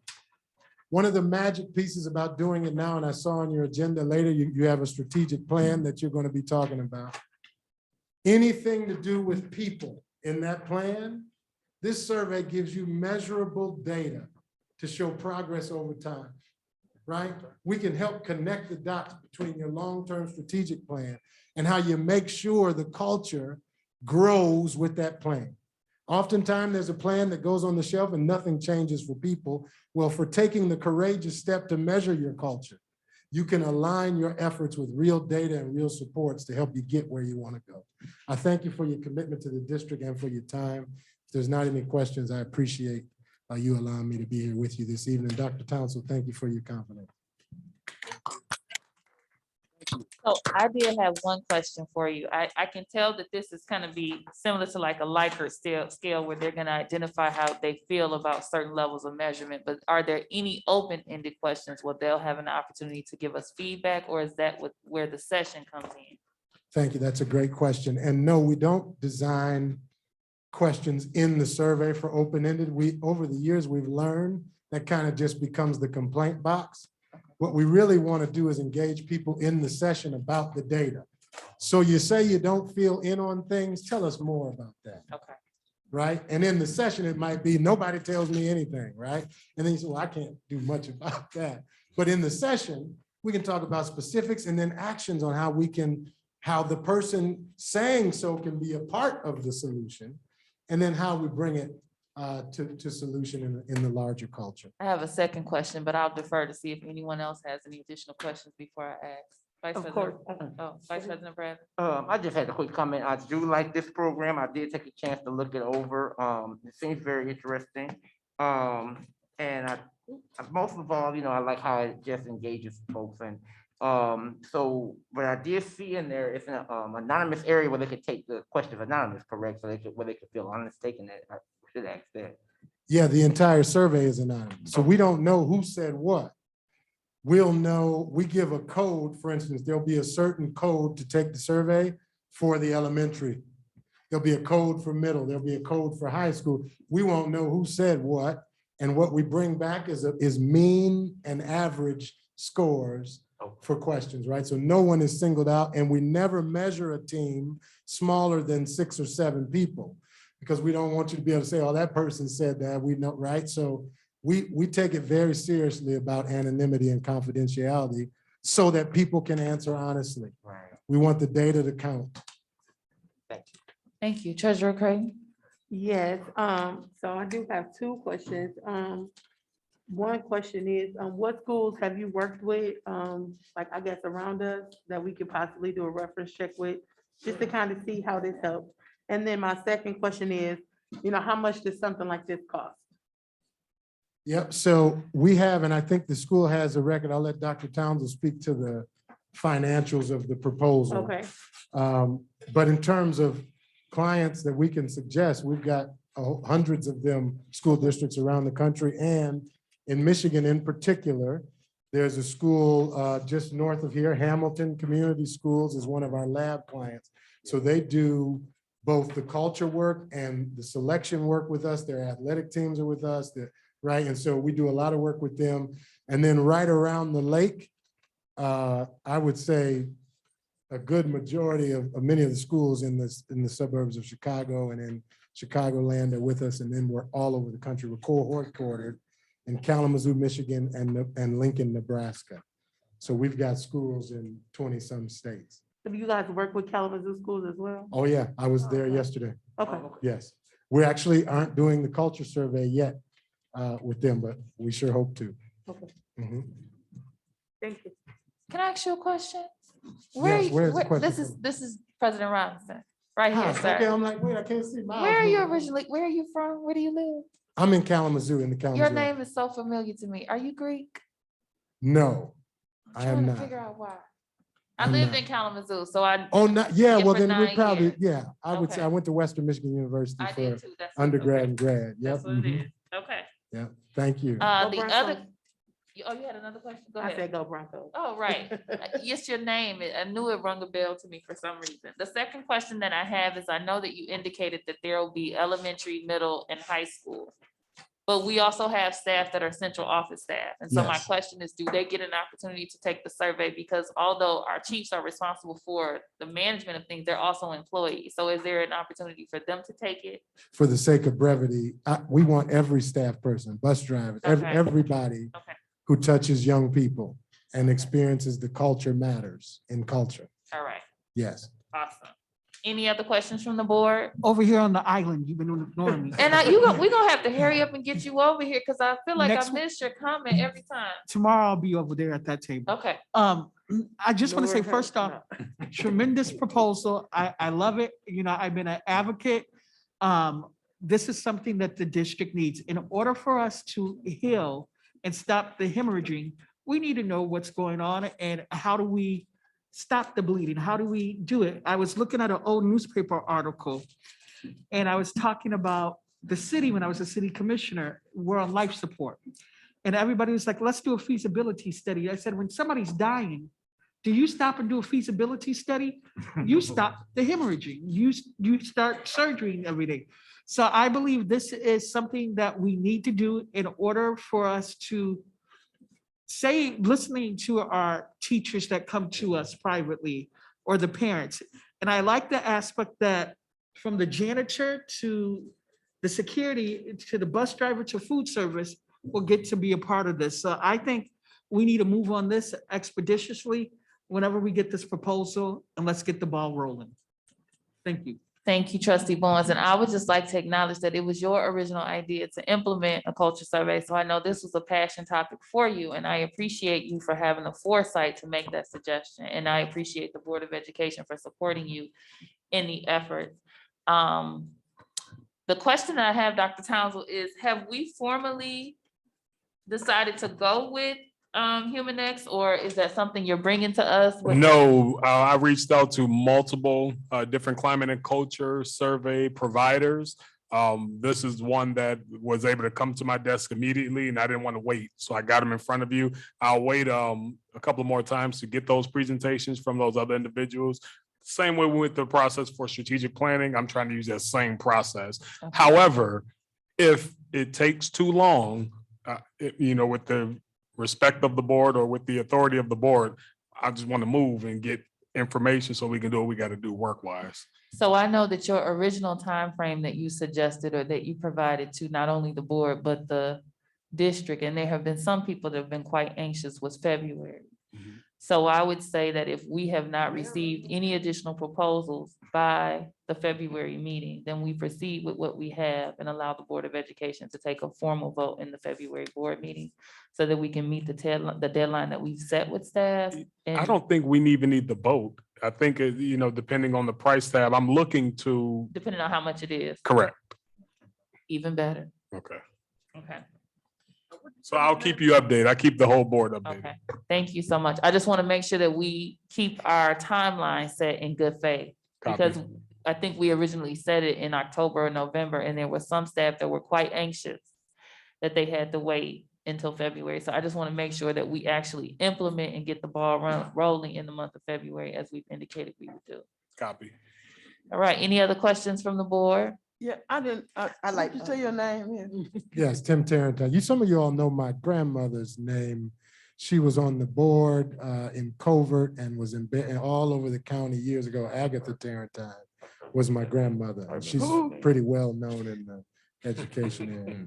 She's gone on now, but she's certain, I meet her when I walk into places, people telling me who I am to her. So yeah, What was her name? Agatha Tarrantine. Oh, yeah, I thought you was Osby, but I enjoyed that.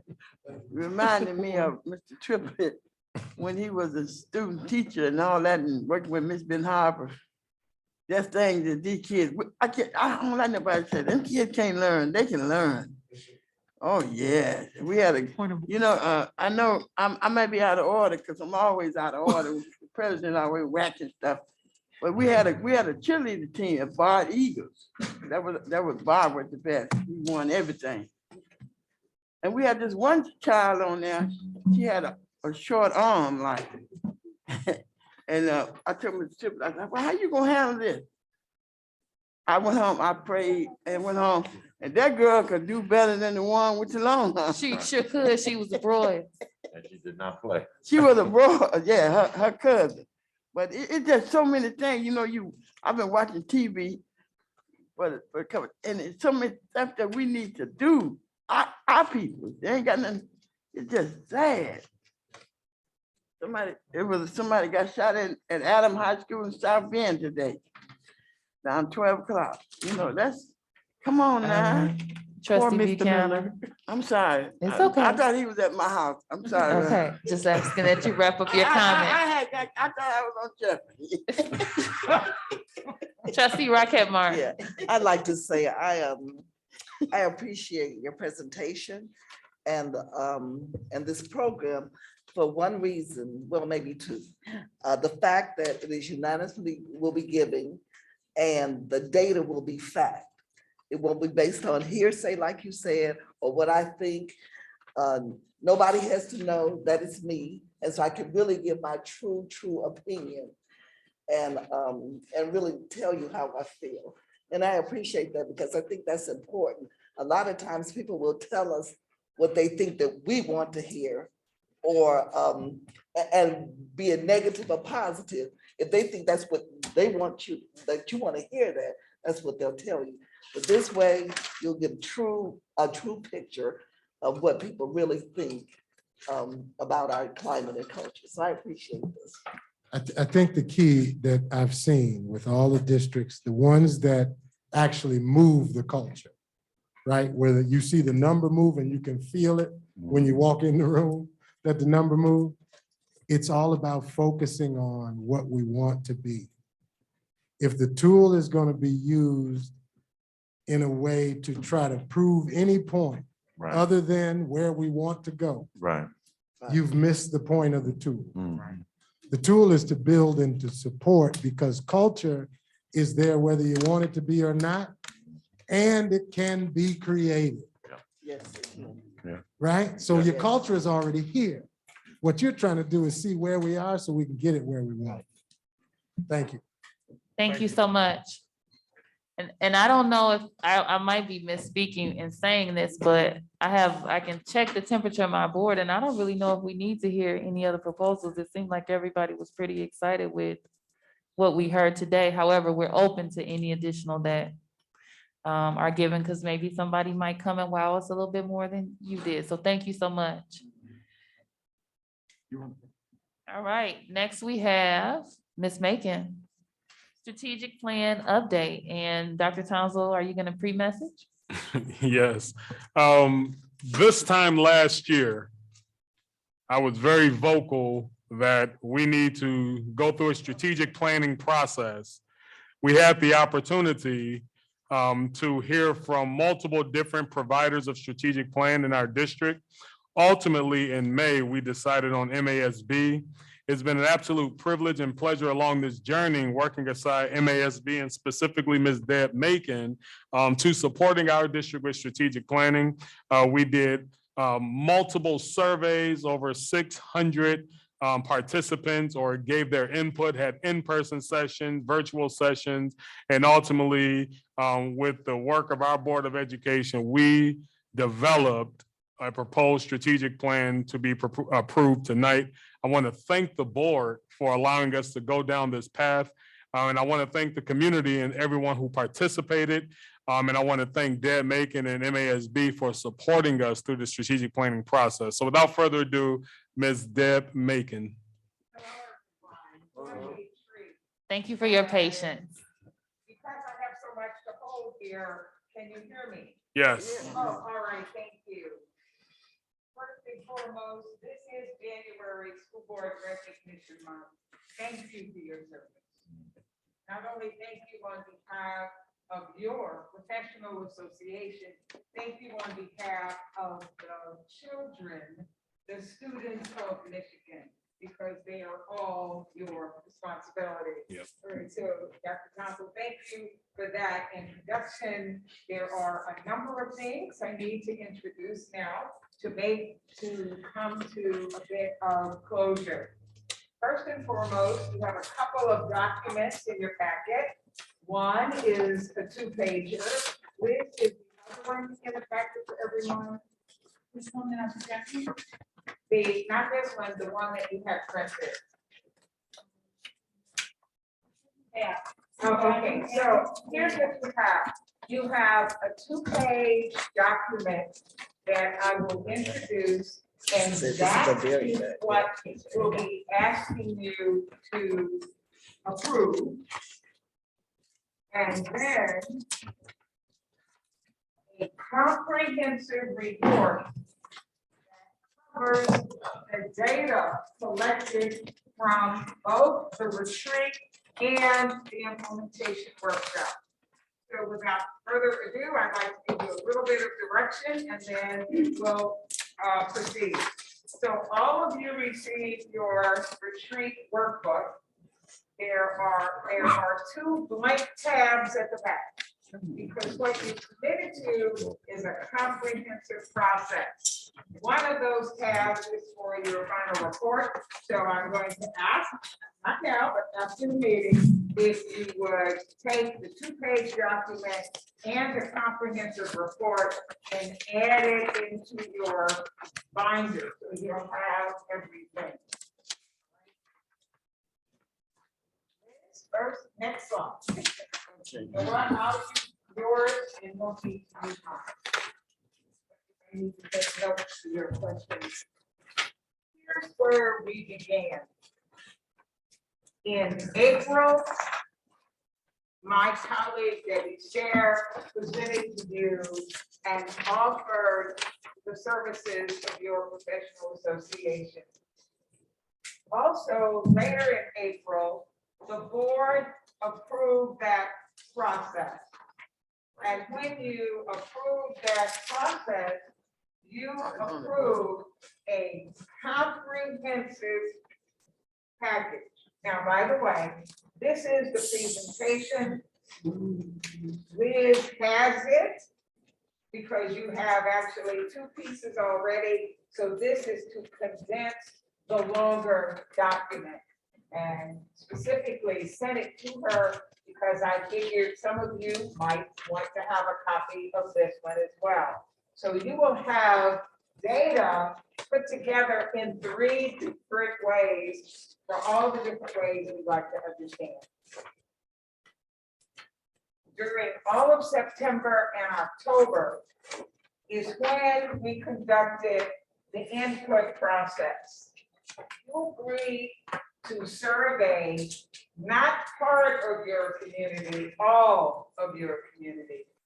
We conducted online and in-person surveys. The in-person were focus groups, some face-to-face, some online. And by the way, there was something a bit different here. You asked for an additional input session with alumni, and we were delighted to put that together. So literally close to 600 responses. Now, when I say responses, all of you here are the governance team. And some of you might be a grandmother. Some of you might be an alumni. So you had an opportunity to respond to the electronic survey from each perspective that you hold. So when you look at your retreat notebook and see 12 responses from the board, that's correct. All of you were in person, and some of you also added your ideas and your thoughts to the electronic survey. So I wanted to make sure that that was clear. You worked really hard to invite and get 41 people who represented every stakeholder group imaginable in the community to spend an 8-hour day together. Their names are also revealed and listed here. Each one is a partner. All of the information collected that day from the retreat is in the packet that Liz had printed for you today. Following the retreat, the one characteristic that makes MASB's process so unique is we don't stop with the development of the plan. How will the plan be implemented?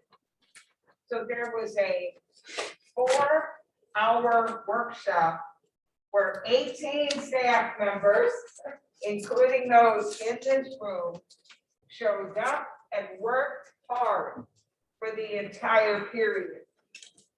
And today we're at the January 2022. So please may I continue with the presentation, and there is an important ask. The ask will be that the Benton Harbor Area Schools Board introduces a motion to adopt the vision, the mission, the beliefs, and the goals. So I'm giving you a heads up. That's the orange 2-page sheet that you have in front of you. Next slide. I've already explained the purpose of the input sessions. Each group was asked exactly the same question. And it was important that I hear and read all of it. That's our process. So we are accustomed to integrating all of what we hear. You have data, trend data included in your packet. So everything we wrote up and posted on the walls is in the printout that Liz made for today. Next slide. This is an enormous, robust agenda for the retreat. Look at all you did. It was a process that MASB has been developing over the years. It is a best practice approach. This comes from the best facilitation in parts of the best facilitation industry all over the world. We don't say what you think the goal should be without layering in an opportunity for everyone to experience where is Benton Harbor area schools today and how do we layer and come up with some conclusions. We spent a full 8 hours. And by the way, Benton Harbor area schools gets bragging rights. I could not wait to get on the phone and let my colleagues in MASG know you broke into a spontaneous cheer. I could not wait to tell them that. And by the way, you are the first board to have its own mantra. Second to none. All right, yeah, I'll just leave it like that. Dr. Townsend does it way more. All right, next slide. please. Here are the people who devoted their Saturday to the retreat. Many more gave their ideas ahead of time. It's important to list everyone's name, and you have this in your packet as well. Next slide.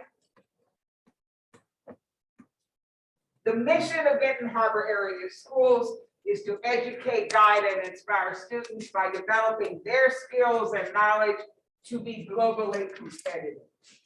Who did that? The vision of Benton Harbor area schools is to be the best in academics, athletics, and the arts. You chose that. Next slide. The belief statements. Half of the room on that Saturday led this belief statement. Would you agree? They look a little different. Remember, you also asked right after the retreat if you could have a copy of what we developed. And you know what we decided? We've never done that before, but we will do this because this is part of what you want to be supported. At the implementation workshop, I did ask for some help. We needed to make sure they all read as if one person wrote them. So you see a little editing. My job was to make sure that the editing was light. Would you agree? Light editing, because we need to capture the feedback of everyone who contributed their thoughts. This is what everyone believed. Here are the 5 retreat goals. I knew and introduced that the goals would be about learning and culture, academics, operations, personnel and leadership, and communication and engagement. This is a big deal. This lays the groundwork. I'll pause for a minute so you can take a quick look. This is what you see on the back of your 2-page document with the orange border. You see the goal, you see the target area. This is what we walked out with. There was a little bit of editing here and the implementation retreat for only one reason. We need to make sure that everything reads in parallel grammar, parallel syntax, and sounds as if it is a single voice. Next slide. The implementation workshop objective was equally robust. The retreat was a board meeting. You invited nearly 35 plus people to be partners with you in your board meeting. The retreat was the what what will we be about in Benton Harbor area schools? And at that point, boards of education turn over their what to the superintendent and the administrative team. And the question that the implementation workshop addressed is, how do we make all these wonderful things happen? That group worked just as hard as the 8-hour retreat. Dr. Thompson, you got all those notes? Yeah, that's By the way, I knew the answer to that because he walked out of the room with all of the notes. And by the way, I still have a little bit of homework to present back to Dr. Thompson afterwards, because part of what you requested is that our team, and by the way, I get to be the one in the field with you, and I'm delighted for that. My partners, Debbie Stair and Jack Tipsy, Debbie comes at the beginning, and Jack is the data guru that you don't get to see, but Liz got to work with in putting all the backgrounds together. So I will be taking all of the notes from the retreat, from the implementation workshop, which is the how do we make this happen, and providing an Excel spreadsheet that takes every goal, all 5, breaks it down into first year accomplishments, and then what do we do for the first quarter, second quarter, third quarter, fourth quarter? Liz?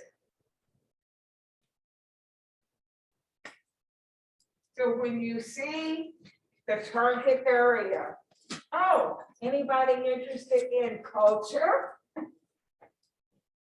course. Oh my gosh, I did not know I would be following the culture presentation. And by the way, you're going to also see advice from, or recommendation and advice from your professional association that asks you to align all of the work. Now, when it comes to the adoption, you are adopting the goal. In this case, it would be develop, maintain, and implement with fidelity a multi-tiered system of support that enhances the culture and learning environment. That's the what that the retreat said we wanted. When you see those priority objectives, the priority objectives are the work of the implementation team. So your adoption is in the blue band, not in the priority objectives. Think about that. Make sure. And next, increase student achievement as measured on local, state, and national assessments. Next. Engage and inform all stakeholders to maximize district support. Next. Recruit, hire, develop, and retain the best staff to improve student outcomes. Next. Develop, implement, and evaluate a fiscally responsible plan that will ensure physical and psychological safety. And I have to add this, psychological safety, that's the trust piece. That is exactly the trust piece. And I can hear the connection already to the prior presentation that you suggested. Next. Oh, that was the last one. So I'm going to continue to the next slide because it is really critical. Wait, Liz, go back to one. But I wanted to be clear while there is a great amount of data that came from the retreat and the implementation workshop, you know there's a line in the sand. The line is, and what is the work of the board? And what is the work of administration or the work of the superintendent? These 4 items are the work of the board. What is the mission? What is the vision? What are the beliefs? And what are the goal statements? Now the next slide, please. These are the recommendations that MASB presents to the board leadership team, to the administration. Of these, you will see which one wholly belongs to the board. The first word is align. In adoption of mission, vision, goals, and beliefs, should not the budget and all of the improvement plans be aligned? You bet the answer is yes. And of course, budget. But look at number 3. The board is asked to build into its own calendar what will be the board's systems, I put an S on that, systems for monitoring goal 1, goal 2, goal 3, goal 4, goal 5. And it's absolutely perfect that this conversation would happen in the organizational meeting. Because with this meeting, you are creating your calendar. And by the way, your strategic plan support consultants remain available for insight should you need it. We will also provide, at the implementation workshop, we shared a specific list. Dr. Thompson has it. So there's every member group, every one of staff who participated. We shared ways to communicate internally and externally. We literally walked out, and these are the sheets Dr. Townsend has in his office, implementation action plans for each identified objective over the first, second, third, and fourth quarter.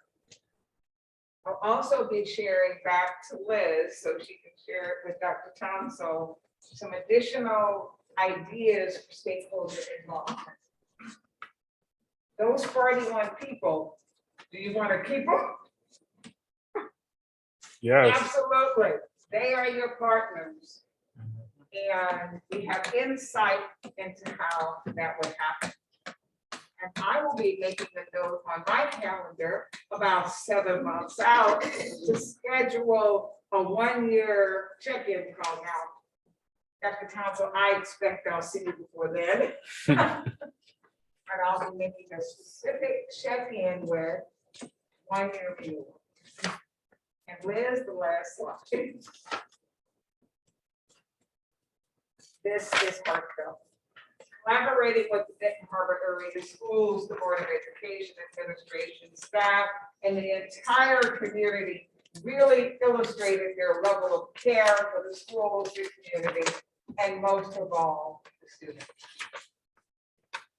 Madam Chair, I was delighted to receive any questions or comments. Thank you very much, Ms. Macon. It's been an honor to work with you. And I don't think that we could have gotten a better facilitator from MASB that understands us and could work with all of our personalities. So we appreciate you and your presence. Are there any questions for Ms. Macon before we move to the actual staff report? Any questions regarding the mission, vision, and goals?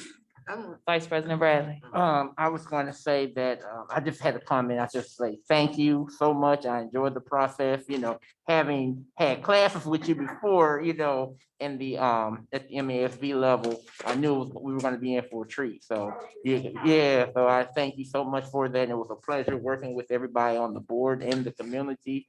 And, that's all I have to say. Thank you so much. Thank you, Vice President Bradley. Trustee Buchanan.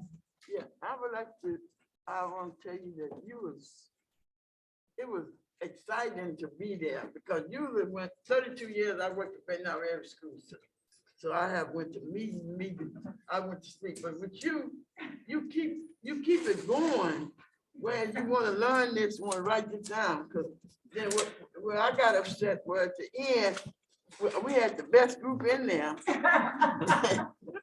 And then everybody want to run to our table. Actually, yes. Again, it was a pleasure, and with that,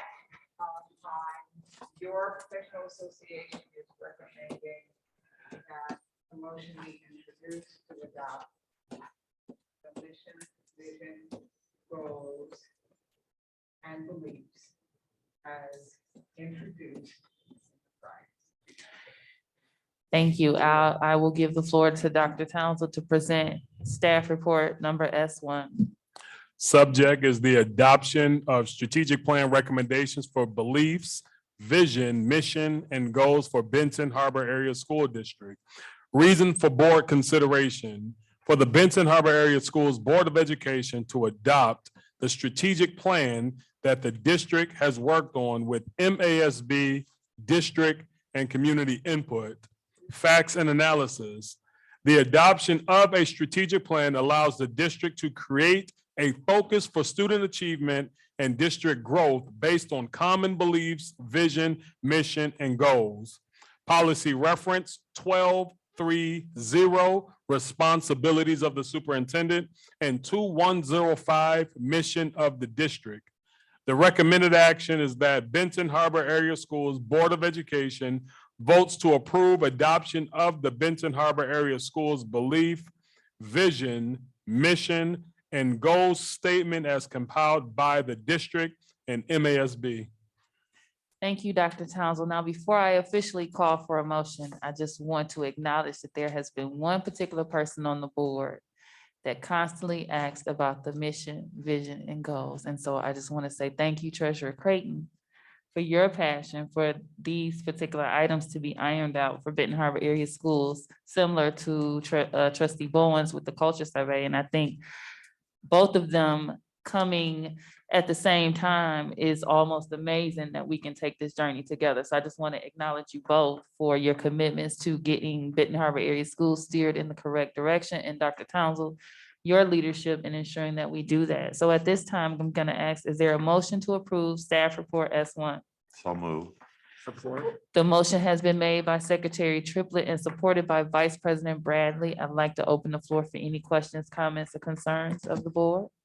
I know we're pressed for time, but I think the most powerful piece in this whole entire process was to see the community there. The community in its entirety. And I'm quite sure there are some other ways and things that we can even continue to work because this is a living document. And so that right there within itself, I think people left out of there feeling some hope. Feeling inspired. And feeling inspired. And I too would just like to take this opportunity to thank you, Ms. Macon, for your leadership in that particular area. And I think now that we have some footing that we should be able to do those types of things. The Board of Education has a responsibility as well.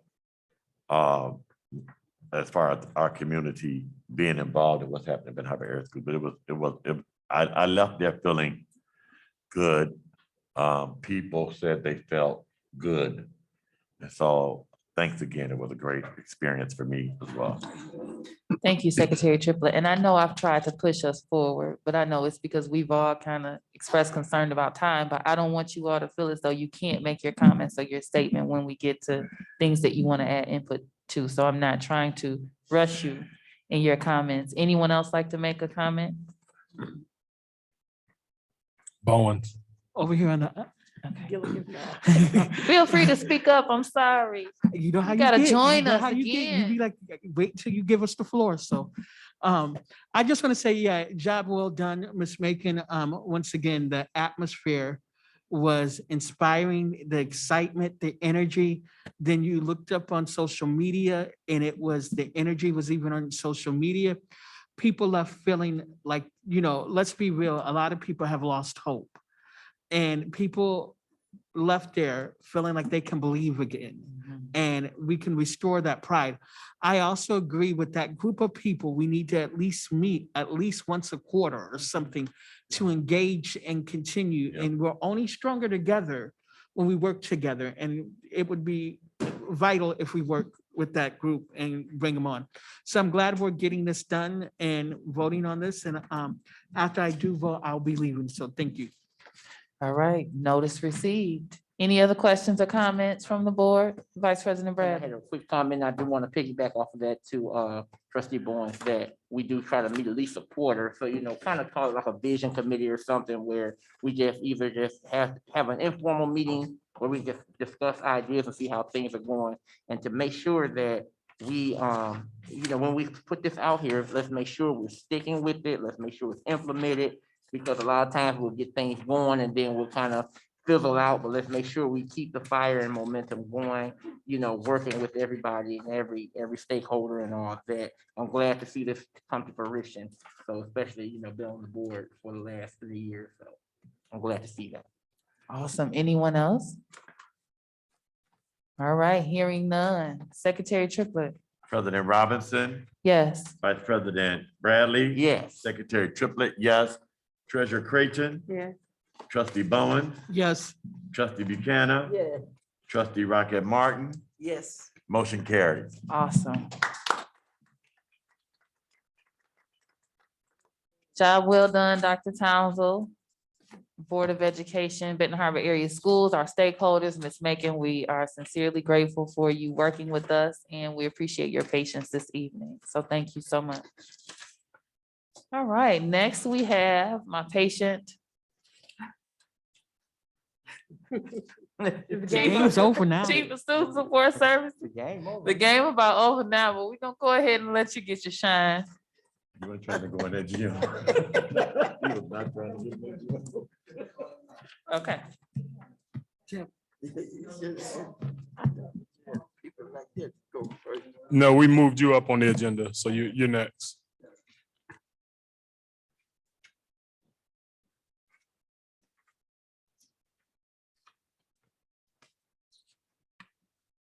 All right, we're gonna start with the facilities updates. First, I want to just give a shout out to our facilities director and our maintenance staff. They've been working really hard over these last couple of weeks. Me calling them late at night, making sure the boilers are working early in the mornings just to check in. So I just want to give them a shout out today before I start. At our high school, we've been working on the boilers continually. The tube replacement is complete. The state inspector will clear all the violations as soon as we get the CSD1 completed. There has been some extensive steam pipe work happening. The system was using about 1,000 gallons of water before the repair started. Now, the water loss has reduced to about 500 gallons per day. So that's a good thing. Fairplain Middle School, the boiler seems to be working pretty good. This week, we had a couple issues where we had to reset them a couple of times this week, and our maintenance staff has been really on it. Every time I call them, they right on the spot to make sure our teachers are warm in the building. But this is just a condition of how our systems are. So we've been working every day on the boilers at the middle school. Fairplain East, the boiler's been running without an issue so far. It's been running on low fire because the burners assembly, that's all they need, to be running on low fire right now. And they'll be rebuilt this summer. I know Jeff, he's been working on that. We did a repair on the floor in the classroom. with the new tile that was replaced last year, is scheduled. So Martin Luther King, the boiler seemed to be working really fine there. I haven't had any complaints there after we had the circulation pump replaced due to the storm damage that was there. We also had a PO for that was for the installation of the 6 more bollards where the cars were running to the school. So we getting those put up in front of the building, so that won't happen again. And we also replaced the broken signage. We took that down and we are getting a new marquee put up. So we're working on that as well. At deck, the boilers are running again after we had to replace 3 circulation pumps due to the same storm that affected MLK. At Cape, the boilers are working really good. I talked to our staff today. They was over there working on them as well today. The teen center, the boiler inspector looked at the system last week. Only 1 boiler of the 3 are running right now, but we use parts that was taken off the 3rd boiler to make it usable for the other ones. All the safety devices are working, so it passed the inspection. The boilers have to get additional work this summer. So we've been continuously working on every single building, making sure that we in operation. So that's it for the updates for facilities. Okay, thank you, Mr. Miller. Any questions, comments, or concerns? Well, I'd just like to say it's good that at least there's some intense oversight. With you being placed in that role to hold people accountable and responsible. So I'm glad that you're there and we're able to get some information as a board of education. So thank you for stepping into that place and adding that to your plate to make sure that we were cool. Thanks a lot. Appreciate it. Okay, any more questions, comments, and concerns? All right, athletics presentation or update. All right, we move to athletics. Quick summary. Just like I said about our facilities director, I want to give a shout out to our athletic director. He's always on the spot. He's texting me right now about the game and things like that. He always keep us informed, me and Dr. Townsend, when they're on the road. Everything's been going really well. So the athletic conference update. All 5 athletic directors met on December the 21st to start the process for our new conference that we voted on. They will meet again. Well, they met yesterday for the 2nd meeting. Currently, they are working on the fall schedules, the rules, the policies, and officials assigners. Next, the athletic trainer.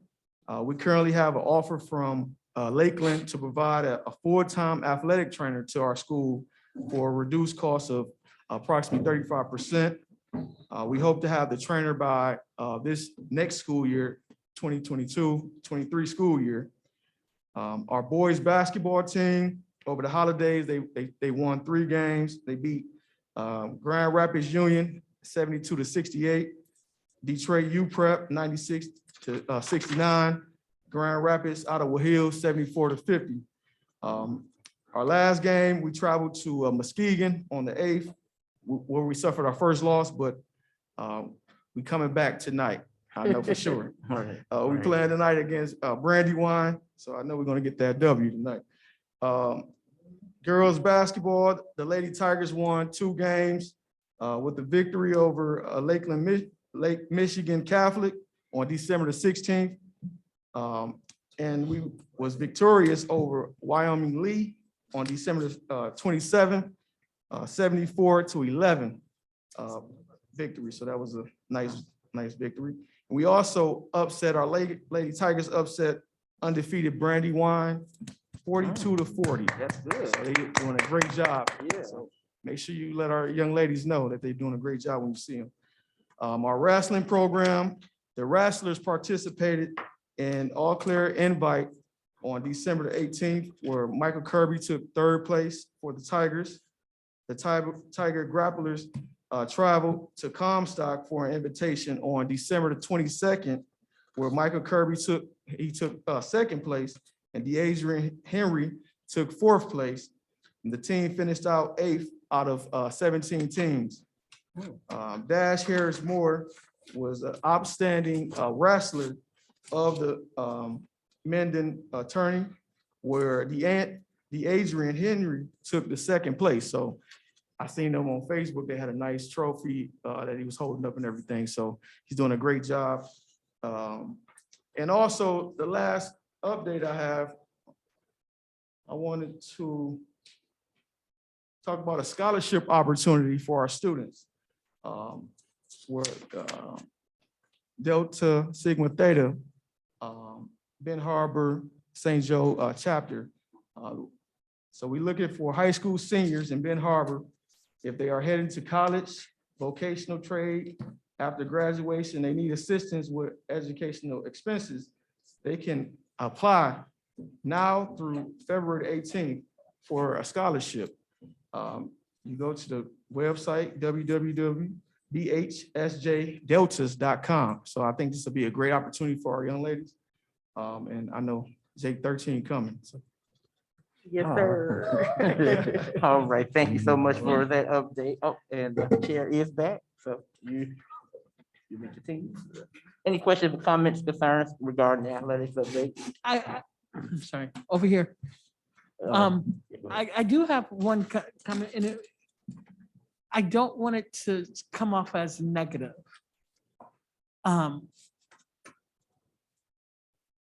Recently, there was some jerseys retired. What was a jersey retired? I found out about it on Facebook. I don't know how my other colleagues found out about it. What role models are we setting for our children with some of the support staff? Never mind, I'm gonna shut my mouth before I get, never mind, that's it. So what I would say, thank you, my wonderful vice president, for jumping on in there for me and proceeding and chairing this meeting forward. I really appreciate it. Your comment that you wanted to make, I know if you initiated it was something that you wanted to say. So you do have an opportunity to touch base with either Dr. Townsend or myself, because I want to hear what it is you have to say, even if you don't want to say it on the floor. No comment. Can I help you? Yeah, you go ahead. Okay, President Robinson. You have the floor. Yes, I think, and he did send it in an email. I think he asked what's the policy or protocol for retiring jerseys or giving those kind of recognitions. Not that he has a problem with anyone, it happening. He just want to know what's the process from a board perspective. What is it that we need to do so that we can make sure that, it's not favoritism, but that we can actually have a protocol or process in place. So if anyone would like to, get more information, then we can let them know. Thank you very much. You have the floor, Vice President Brown. I did have a quick question for you, Mr. Miller. Who is providing the athletic training right now? So we don't have an athletic trainer right now. Well, I know our nurse has been helping out with the program, Nurse Amy Gable. Okay.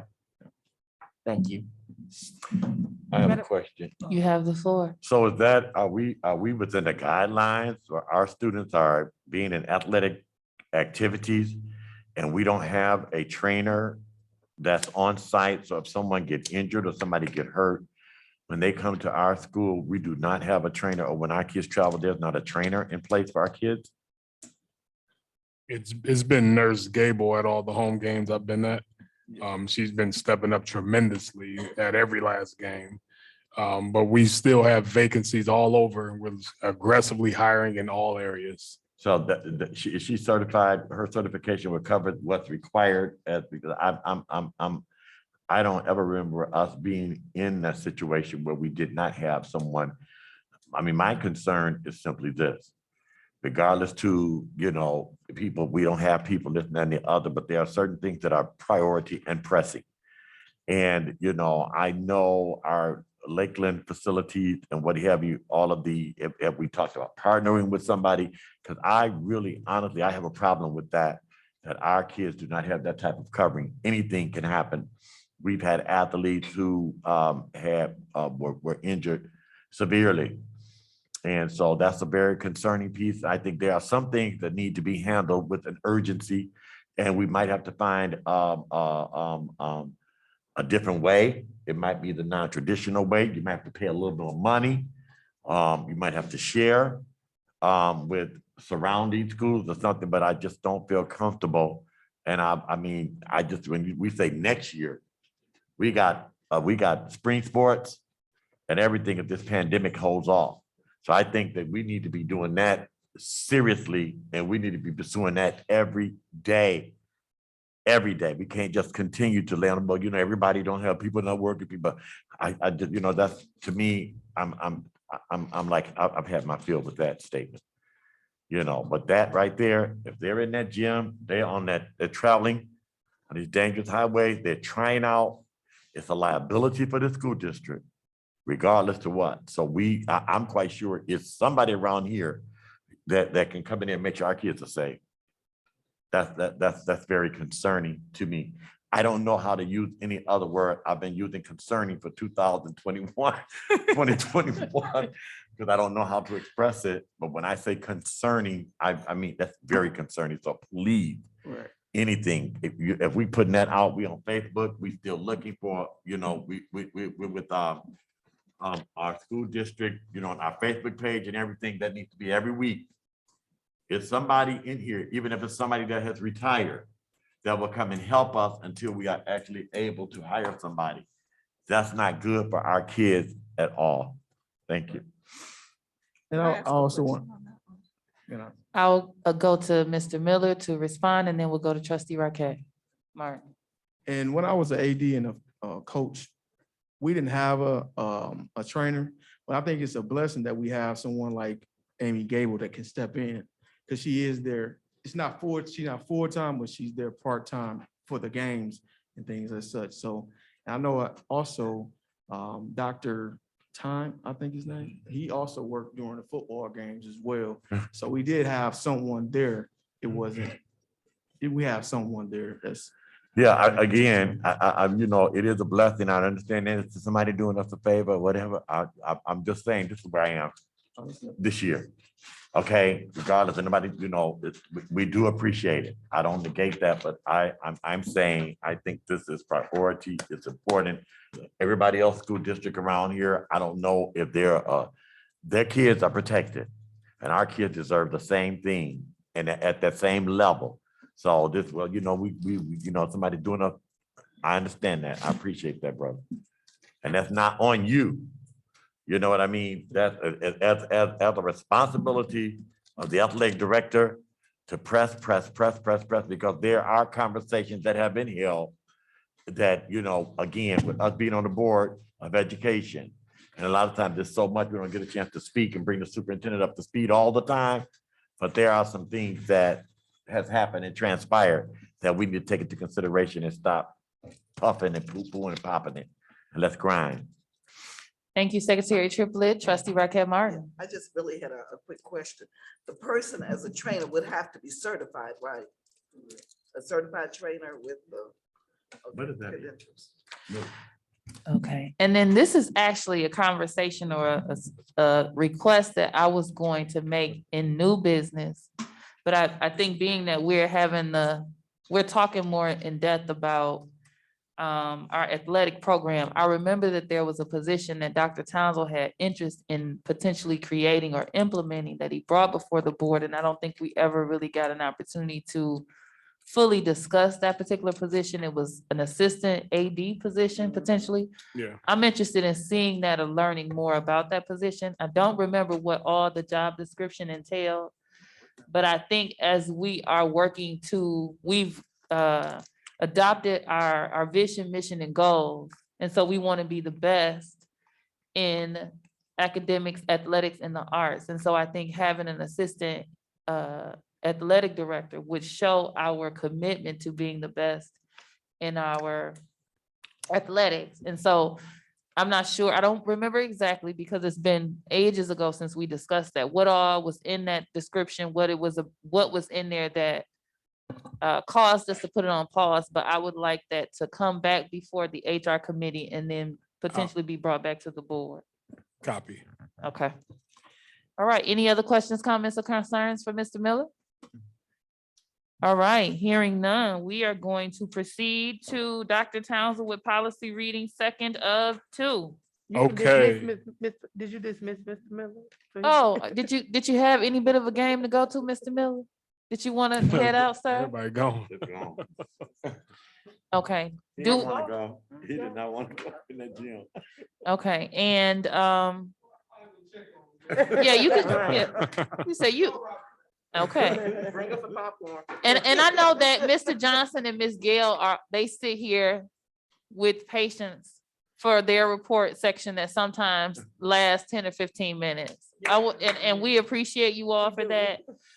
I want you guys to know it's okay for you to get up and move around and go check on things when we are discussing options that are not pertaining to you. And I've noticed we did that for a full year. You all have been here with us, have been committed, even when it was not pertaining to you. So I appreciate that. And I do want you all to know you do have the flexibility to leave the table when it's not your particular section.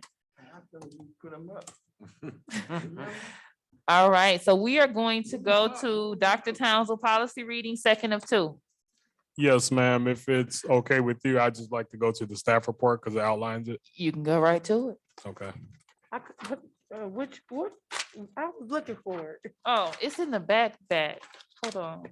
I use the electronic version. You can click right on it. Okay, that'll be Yeah. fine. Okay, reason for board consideration. The subject is new and revised Neola policies for the Benton Harbor Area Schools Board of Education to review the updated Neola policy adoptions as listed below. Twice a year, Neola sends out new and or revised policies to school districts. Central administration reviews them and notates their suggestions. These are then given to the board for review and approval. Volume 35, number 2, students, policy 5200 is, it's the copy of attendance policy, and it's a revised and updated attendance policy. Additionally, policy 5335, which is a new policy and recommendation from Neola, that is in regards to, sorry. That is in regards to the new care of students with chronic health conditions. Additionally, with regards to operations, policy 8462, which pertains to student abuse and neglect. And this is a revision of that policy. So the policy reference is 0131.1 bylaws and policies. And the recommended actions that the Benton Harbor Area Schools Board of Education votes to approve the Benton Harbor Area Schools' new and revised Neola policies as presented. Okay, and there is, right after his staff report about the strategic plan starts all of the policies. So the numbers are there. Those that are for the second reading and those that are for the first reading of the next section of policies, just so you guys can kind of find that. And then your staff report is on our lovely monitor behind us, thanks to our tech team for getting us brought into the current century. We appreciate that significantly. All right, is there a motion to approve? Let me get back to it. Is there a motion to approve staff report S2? I make a motion to approve staff reports S2. Is there a second or support? Second. The motion has been made by Vice President Bradley and supported by Trustee Rocket Martin. Any questions, comments, or concerns regarding the noted policies? I do have a quick question, President. You have the floor. I just wonder, I know that, this is something else that I mentioned before, but as we update the policies, when or if do we have a plan to update our student handbooks? So that we can let them know and they'll know of our policy changes if any. Dr. Copy. Townsend? Copy. Copy. Once we get to the policies that are aligned in our handbook, we'll make those necessary amendments.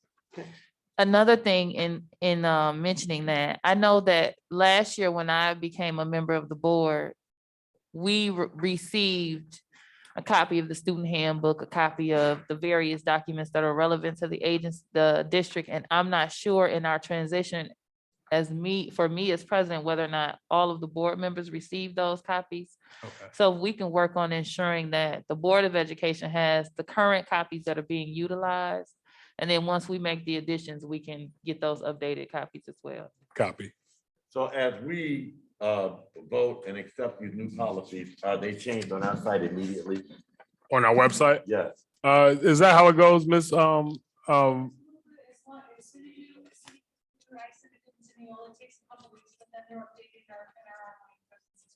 Okay, I'm just saying, are we keeping up on it? Yes, So that we people are. Come and look, if we have a system in place to make sure as soon as that's done and as quick as it can be, it should be noted on there. Is there any way? Yeah. Okay, and so like we have it color coded here, probably for the year that we're doing it, if it can be color coded so people can, Well, what they put on the policy is it's a date when it's been revised or renewed. 2021. Yes. The revision number. Okay, so that's Yeah. fine. That's fine. All right, I think we had a motion, we had a support. We were at questions, correct? Right. Okay, so Secretary Triplett? President Robinson, Yes. Vice President Bradley, Yes. Secretary Triplett, yes. Treasurer Creighton, Yes. Trustee Bowen, Yes. Trustee Buchanan, Yes. Trustee Rocket Martin, Yes. motion carried. All right, next we have staff report S3, Dr. Townsend. Thank you. Reason for board consideration for the Benton Harbor Area Schools Board of Education to review the updated Neola policy adoption as listed below. Twice a year, Neola sends out new and/or revised policies to school districts. Central administration approves them and notates their suggestions. These are then given to the board for review and approval. Support staff policy 436201 is a revised policy pertaining to threatening behavior towards staff members. Student policy 5610 and 5611. 5610 is the emergency removal, suspension, and expulsion of student. And 5611 is the due process rights. And property policy 7440, which is facility security. Policy reference 0131.1, bylaws and policies. The recommended action is that Benton Harbor Area Schools Board of Education votes to approve the Benton Harbor Area Schools' new and revised Neola policy as presented. Okay, is there a motion to approve staff report S2? So moved. Wait, I'm sorry, S3. So move. Support. The motion has been made by Secretary Triplett and supported by Vice President Bradley. Any questions, comments, or concerns? Yes. You have the floor. Okay, this policy, 5610 to 5611, are the policies that, Trustee Bowen was referring to earlier as it pertains to the expulsion, suspension, and removal of students. And this is what I thought we said that we would look at further, because it is some language in there. I did receive some clarity on the language. However, if you note on page 2 of 7, under which one is Due this? process. Emergency removal of students. Oh, okay. It talks about the suspend, you see it crosses out superintendent. This is the one where it was a discrepancy amongst whether it would be the superintendent or the board that would actually have the autonomy to do the expulsion. At the beginning of the meeting that Trustee Bones was referring to. So I don't know if this is something that we need to table until we kind of make the decision, or do we want to make the decision tonight? What's the policy number? 510 and 5610 and 5611. Yeah, what was in question is it says, under long-term suspension or expulsion, the policy says the superintendent may suspend a student for a period longer than 10 days or expel a student. The board shall act on any appeal to the decision. That was this is from what they recommend. Also, And at the I- bottom, it says the board / superintendent, and then you see that crossed out the board. Yeah, they crossed make out the board because that was superintendent. the contradiction. In a lot of areas, it always said board / soup, but they took it out to say superintendent.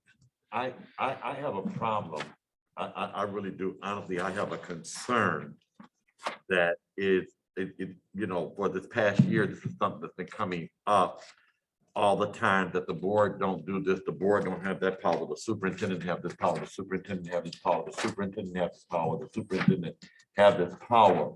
And I think that we need to be mindful as a Board of Education of the things that we, as it relates to oversight, governance oversight, and accountability, that we do not eliminate our responsibilities and our duties as it relates to the citizenry and the students of this community. And I thank you. I was trying to find where you were, Treasurer Creighton. It's 7 of them. It's on page 2.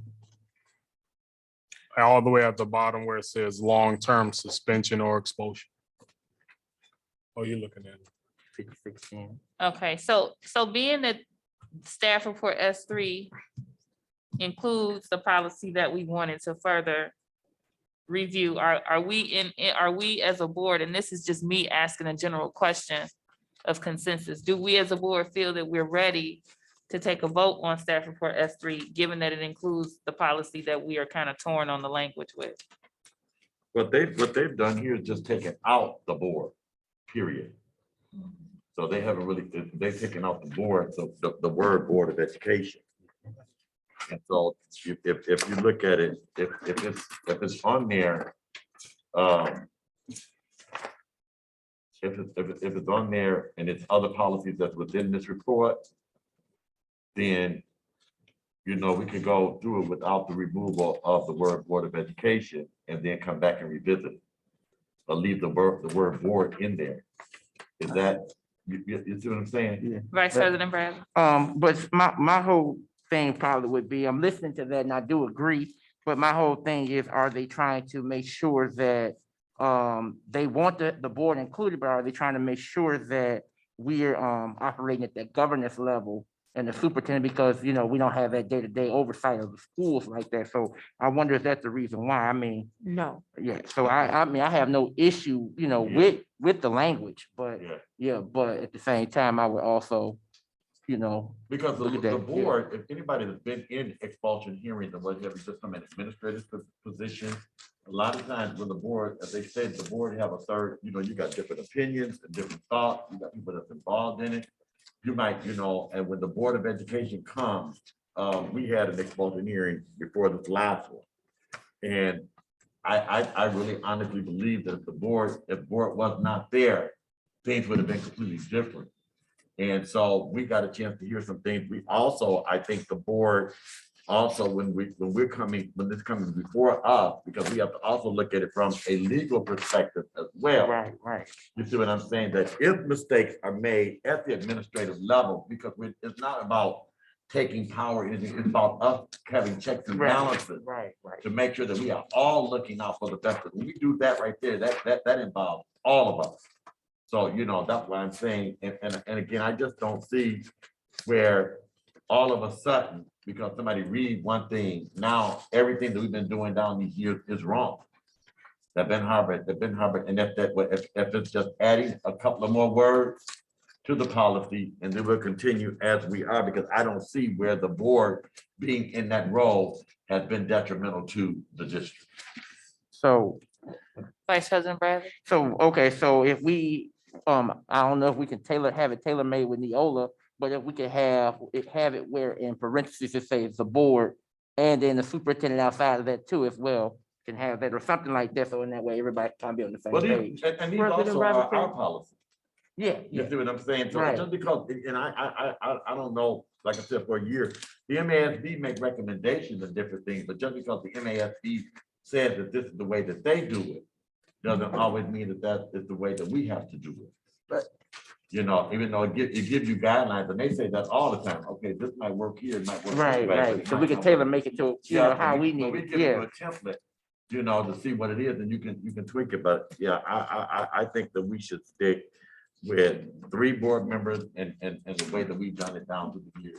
Ms. Wright? Yeah, I need, Trustee Raquel Martin, and then we'll go to trustee Buchanan. And the very last sentence on 22:7, it said, the superintendent may suspend a student for a period longer than 10 days or expel a student. And the part that I like, the fact that it also brings us into it, if need be, Yeah, the board shall act on any appeal to the decision. So if there's anything going on that's appeal, we are in place to, we are there to put in our input if need be. So it's not cutting us out. This Yes, it policy is is. not cutting us out. President Robinson, You have the floor. thank you. you said, Go ahead.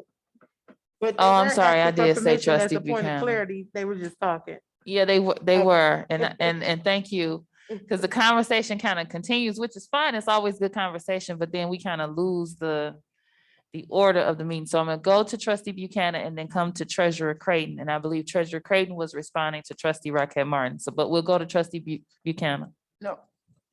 When we had 3 board members in expulsion hearing, superintendent came in, but this was what it was, what they do, like you get a referral and you read it.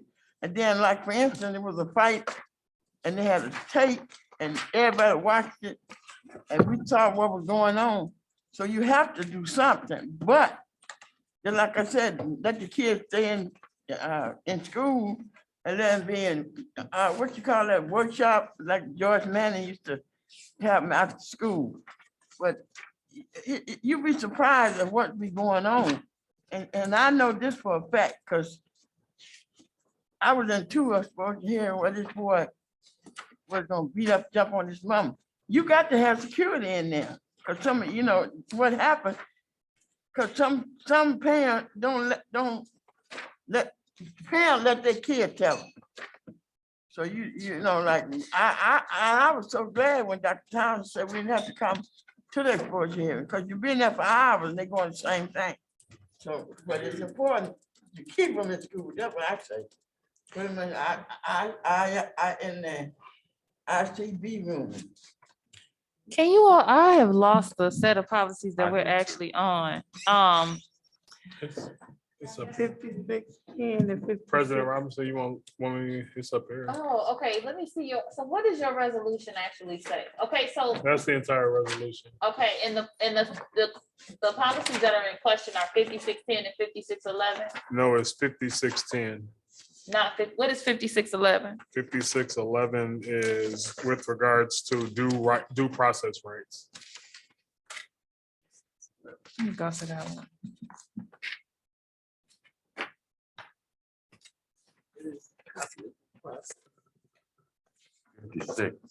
Okay, 5610 is emergency removal. It's on your computer too. Oh, I don't have mine open. Okay. 5611 is due process, right? Were there concerns regarding 5611? Not the President due Robinson. process. Do I get my turn? or Yes, do I- go ahead. Oh. Go ahead. Okay, so I think it's important right now to just kind of give a little background where this conversation came from, at least from my perspective in the last week or two. So basically, I've been asked to sit on the expulsion hearings, and I actually don't mind doing it. The problem that kind of, or the concern was, what is the process or protocol so that I can know, I was at one expulsion hearing that did last for several hours. And so I was asking that, we go over the protocol and procedures. So like just a little short mini training so that we'll be on one accord and we'll understand the process. And so from that, I did get an opportunity to speak with the superintendent, and we went through the policy line by line. Like I stated earlier, we did talk to the attorneys. And so the attorneys did clarify the language. However, the attorneys also reiterated that this is our policy. And so we create the policy as we see fit. And so, again, it will be my recommendation as a person that has sat on this committee this year, that we keep in mind that it is important to get another perspective Yes. when sitting at the table. Not that I don't trust our admin staff, but I think it's important for us or for them to have some checks and balances as well And so as we write this policy, if you notice, the part that includes the board, like was stated earlier, is the part that was crossed out. And so with that, the superintendent can still suspend up to 10 days. And then I think it was even another gray area that I think he can suspend up to like 45 or 60 days. So this is more for like the long-term expulsion, like the rest, not the rest of the year, but I think the 180 days. And so, but however we create the parameters, I think it's important for us to do that. And just to, like you said, add that, that extra piece of oversight. So without really knowing what it is that we want to do, which committee should this go before for us to do this background work so that we don't sit here all night and debate? Is this something that could go before that committee that you were going to assign? Or how can we further do this for clarity without kind of spending a lot of time? That's a lot. That's so I was here, I was allowing you guys to finish, and I was gonna suggest that it go before the curriculum committee, but what you're suggesting is amazing. If there's a committee that I'm appointing for this purpose, then the policy could go before that committee, which would be amazing to do. And then that committee could bring it back to the board. So I know that 5610 is a concern. 5611 wasn't? They kind of go Okay. hand in hand. So 5610 and 5611 are kind of similar. Okay, and then Secretary Triplett. Yes, another thing that came to mind, because we haven't started doing it, but there is, Ms. Macon has stated that we can have executive meetings as well, executive team meetings, which would keep us within the parameter without it being a violation of the open. It would Meetings still be Act. it would be like a formal board meeting, but the other people wouldn't have to come. Yeah, it's an executive, but you can meet on executive status and open it up, but the executive team could come and have that discussion to bring it back to the full board as well. Okay, so what I'm hearing is that at this particular time, the board does not feel that it is ready to vote on policy 5610 and 5611. So we would essentially be amending the staff report S3 to remove those particular policies. And what the suggestion made by Treasurer Creighton is that we allow those two particular policies to go before the committee that is established to go over that policy and then bring those recommendations back to the board, which could be done in our February board meeting. Is there anyone at the table that is in disagreement with that? I've got a question. Yes. So in the meantime, we will revert to the policies that we are already using, right? In the meantime, we would have to go with the policy that currently stands. Okay. So until the policy is voted or adjusted or changed, we operate under the existing policy. Okay. Second question I have, this policy in the green, the newly part that's added, all of that is added according to state and federal law? Recommendation, right? Correct. So most of it is to ensure that we are in compliance with updated Okay, laws and so policies. a lot of it, we wouldn't be able to change anyway, right? Because of the fact that it is according to the state and federal law. Well, you look. Which policy? What I'm trying to say is I think we need to have a good basic background, That's not the right one. a good MCL, basic, a good support, and then make the changes. I agree with Mr. Triplett was saying about this being the basic support, Right. and then make the changes as we need, but we still have a foundation that we can use to change the foundation without the experiences and without the knowing how it will work. Right. Without testing it is dangerous. But But you know, if like the when you, foundation is here Pause one of second, what we've been Secretary. doing, and then just make the changes that we need as we see fit. Because it is our policy, and we can make those changes in this foundation anytime we get ready. Right. Okay, I think trustee Bowens, you had a comment? No comment. Bless your patience. Secretary Triplett, did you have a comment? well, just like what trustee Rocket Martin was saying, like in here, one of the things that Neola has in there where it says like the principal would make sure that when they bring in a student to the Board of Education, that this student does not have a disability. But instead of what they did with Neola, instead of giving that responsibility to the principal, they changed it from the principal to the special education director to make sure, because as principal, if a child was in the special education program and you got ready to bring this child through the Board of Education, they did something at school and they were getting ready to go before the board for expulsion. There's a whole bunch of stuff that you have to do before you can even bring a child to special education. Which is good. Yeah, but this right here, Which yeah, is so this, good. yeah, but this changed, so I'm just saying it, but it doesn't mean that that's the federal law or that's the state law. You see, what I just want to make that clear, that that's what it is. That's just saying, they looked at some things and from experience added these different words and different things. So we look at these policies, we need to go through and not saying that you're gonna just scrap out everything, but it's certain things, this is just one precious issue. Yeah. It's been to, not precious. Well, but I'm this is just an saying issue. in general. A general Yeah, issue. I'm just saying in general, not the specific things that. Yeah. This is updated according to federal and state law, so. Okay, any other questions, comments, or concerns? Okay, so if I'm slightly confused at whether or not everyone agrees with removing those two until we can have it go before a subcommittee. I'm kind of getting different full statements, but not really an indication of whether we're all in agreement with just taking those two off until we can discuss it and the subcommittee can discuss it further. Do we need a motion, President Robinson? Yes. To revise the, Yes, okay. I would like to make a motion that we revise staff report S3, removing policy 5610 and 5611 until it goes before the special committee. is there a second or support? Support. All right, so Treasurer Creighton has made a motion to approve staff report S3 with the exclusion of policy 5610, 5611, and it was supported by Secretary Triplett. Are there any questions, comments, or concerns?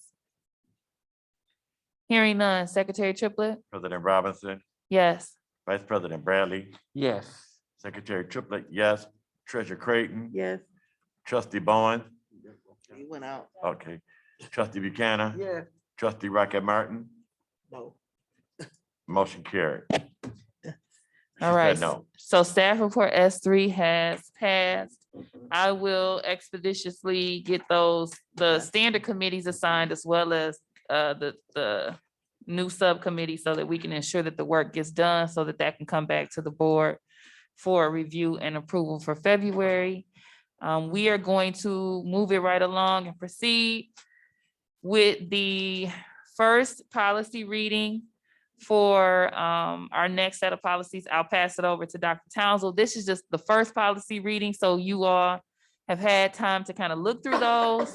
We can kind of peruse and browse through the policy, and then just as we just did, I'm very proud of us for actually sitting down and doing the work and digging through the policy. I think it was a good conversation. We'll dig deeper next month into any questions, comments, or concerns, but I'll defer to Dr. Townsend. Okay, so policy reading, first of two.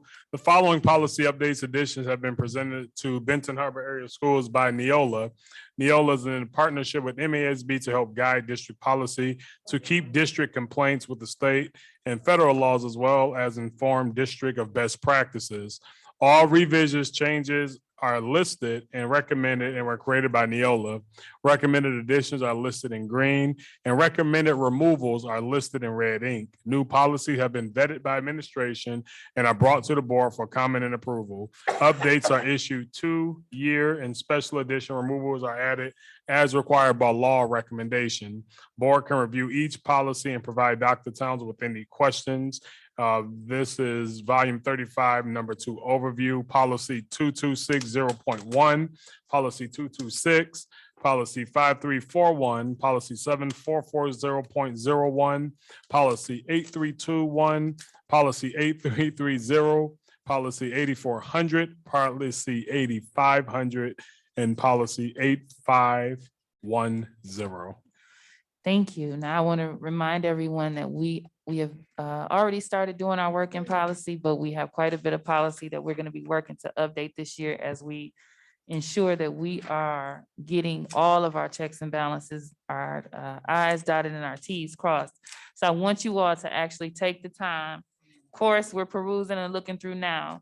Prior to us coming back for our second reading, make sure we dig in, kind of look at the language, see if there's any concerns about anything noted, so that we can kind of get that information communicated prior to our next meeting, and then come back to the board table in February to approve the policies as they stand. But are there any questions, comments, or concerns as we go through this first reading of the noted policy?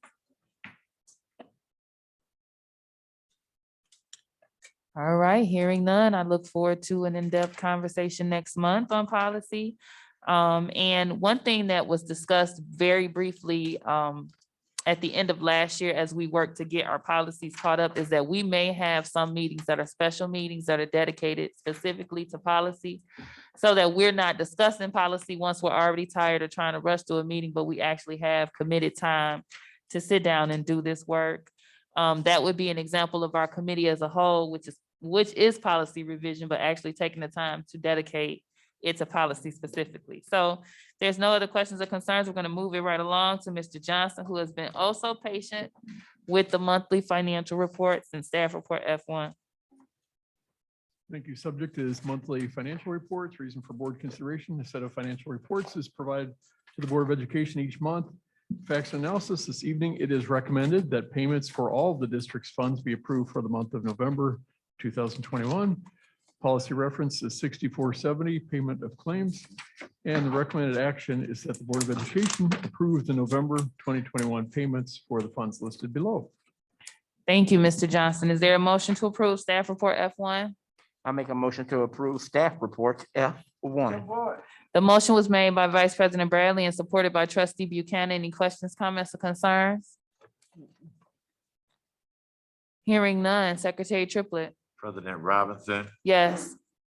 Vice President Bradley. Yes. Secretary Triplett, yes. Treasurer Creighton. Trustee Bowens. Trustee Buchanan Yes. and Trustee Rocket Martin. Yes. Motion carried. All right, next, we're gonna pass it over to Ms. Gill. We don't have any terminations this month or any separations of employment, which is exciting. We're gonna pass it over for the presentation on employee turnover, and I appreciate your patience as well. Thank you very much. This is a very brief presentation. It is actually an update on the two presentations. The first one was given in April, if you remember, and the data presented there was not fully apples to apples because we did not have the full school year data. The update was provided in July, but again, we did not have full school year data. Now, however, we're just comparing the turnover data for the school years 2018-19 to the past school year 2020-21. Because if you remember, at the end of the summer, a number of employees resigned with the effective date at the end of the school year. So those are included in this report. Slide, please.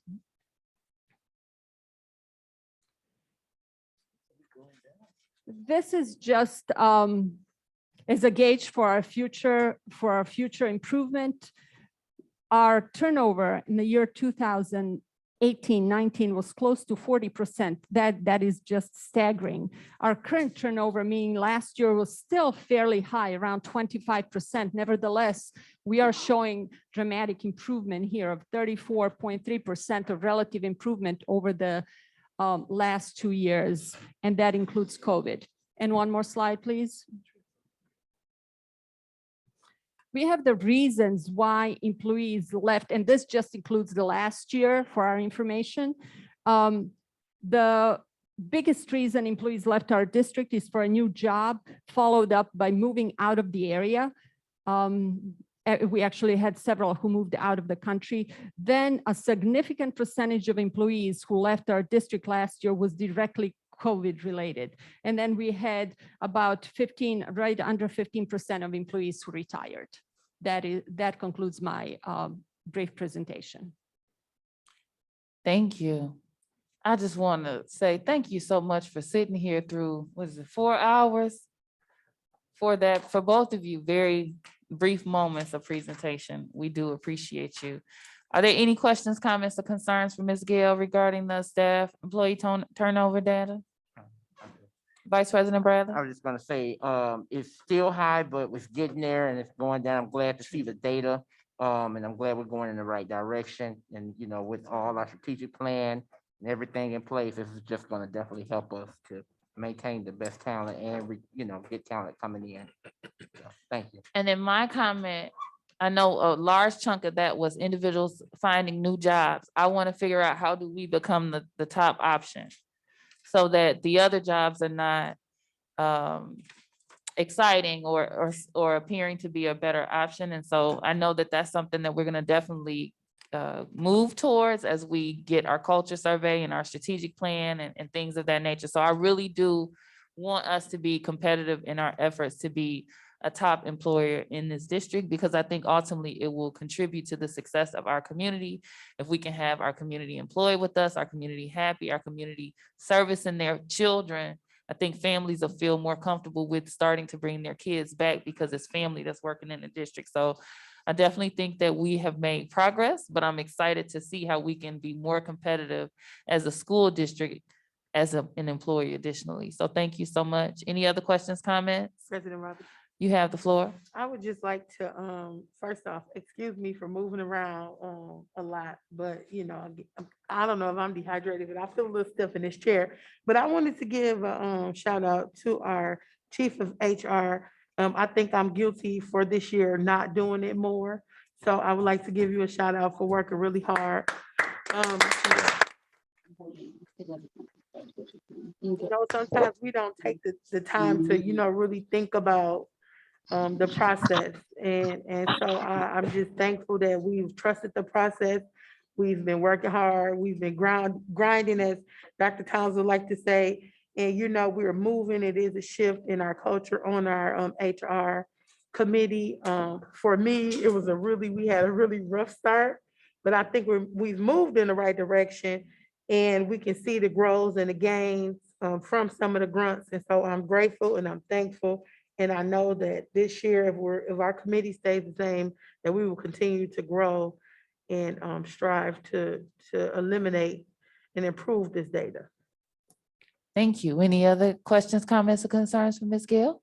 I too would like to piggyback on that as well. And I know that it's been very difficult. In that role, I had a great meeting with you.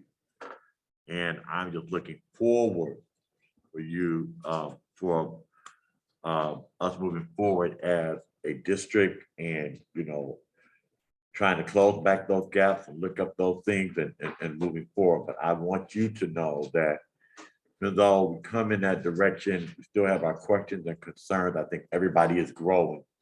And I do personally appreciate, you know, you going through doing what it is that you do in the midst. And I'll leave it at that, in the midst, but I'll leave it at that. Okay, thank you. All right, thank you very much, Ms. Gale. We appreciate you.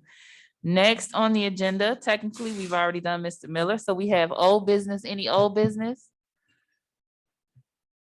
Hearing none, next we have new business. So it seems like ages since we got together as a board, but I don't know if you guys remember in our first board retreat, your lovely president attempted a board assessment. We didn't actually get it done, but we've had a full year at this particular time to be able to evaluate ourselves. So you guys will receive the information about completing your board assessment this month.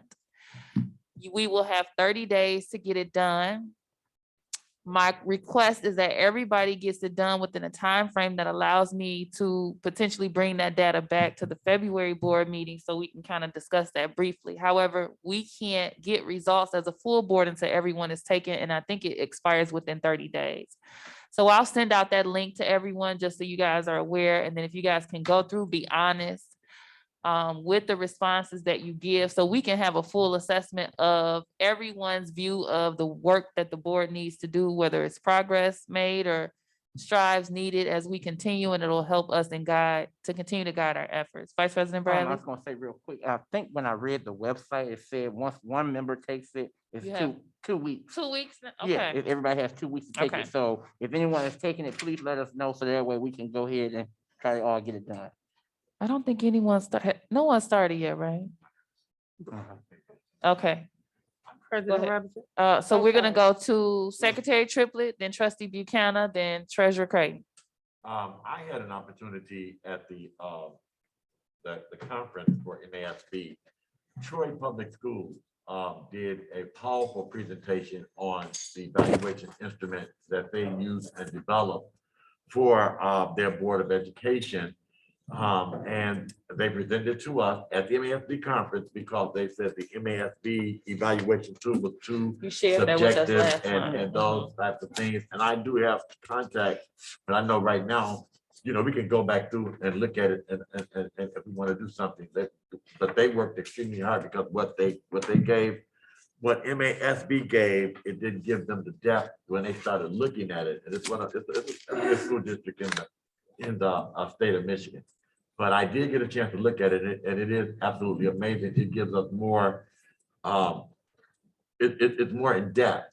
It's like the MASB is multiple choice, just like general stuff, to get that. But this, right, the document that they've developed, and I think MASB felt comfortable enough with it to allow them to even to present it at their conference. I got a presentation if anyone. Yeah. I'll forward it to everybody. Forward to us, yeah. Thank you. Excellent. Thank you. And I remember you discussing that with us, I believe last month it was. Yes.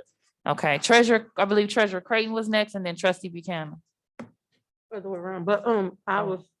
It's okay, go ooh, my ahead. mind is weak. What were we talking about? The board assessment. Oh, okay. I was just going to say, if you could, keep in mind that we're doing a superintendent's evaluation right now.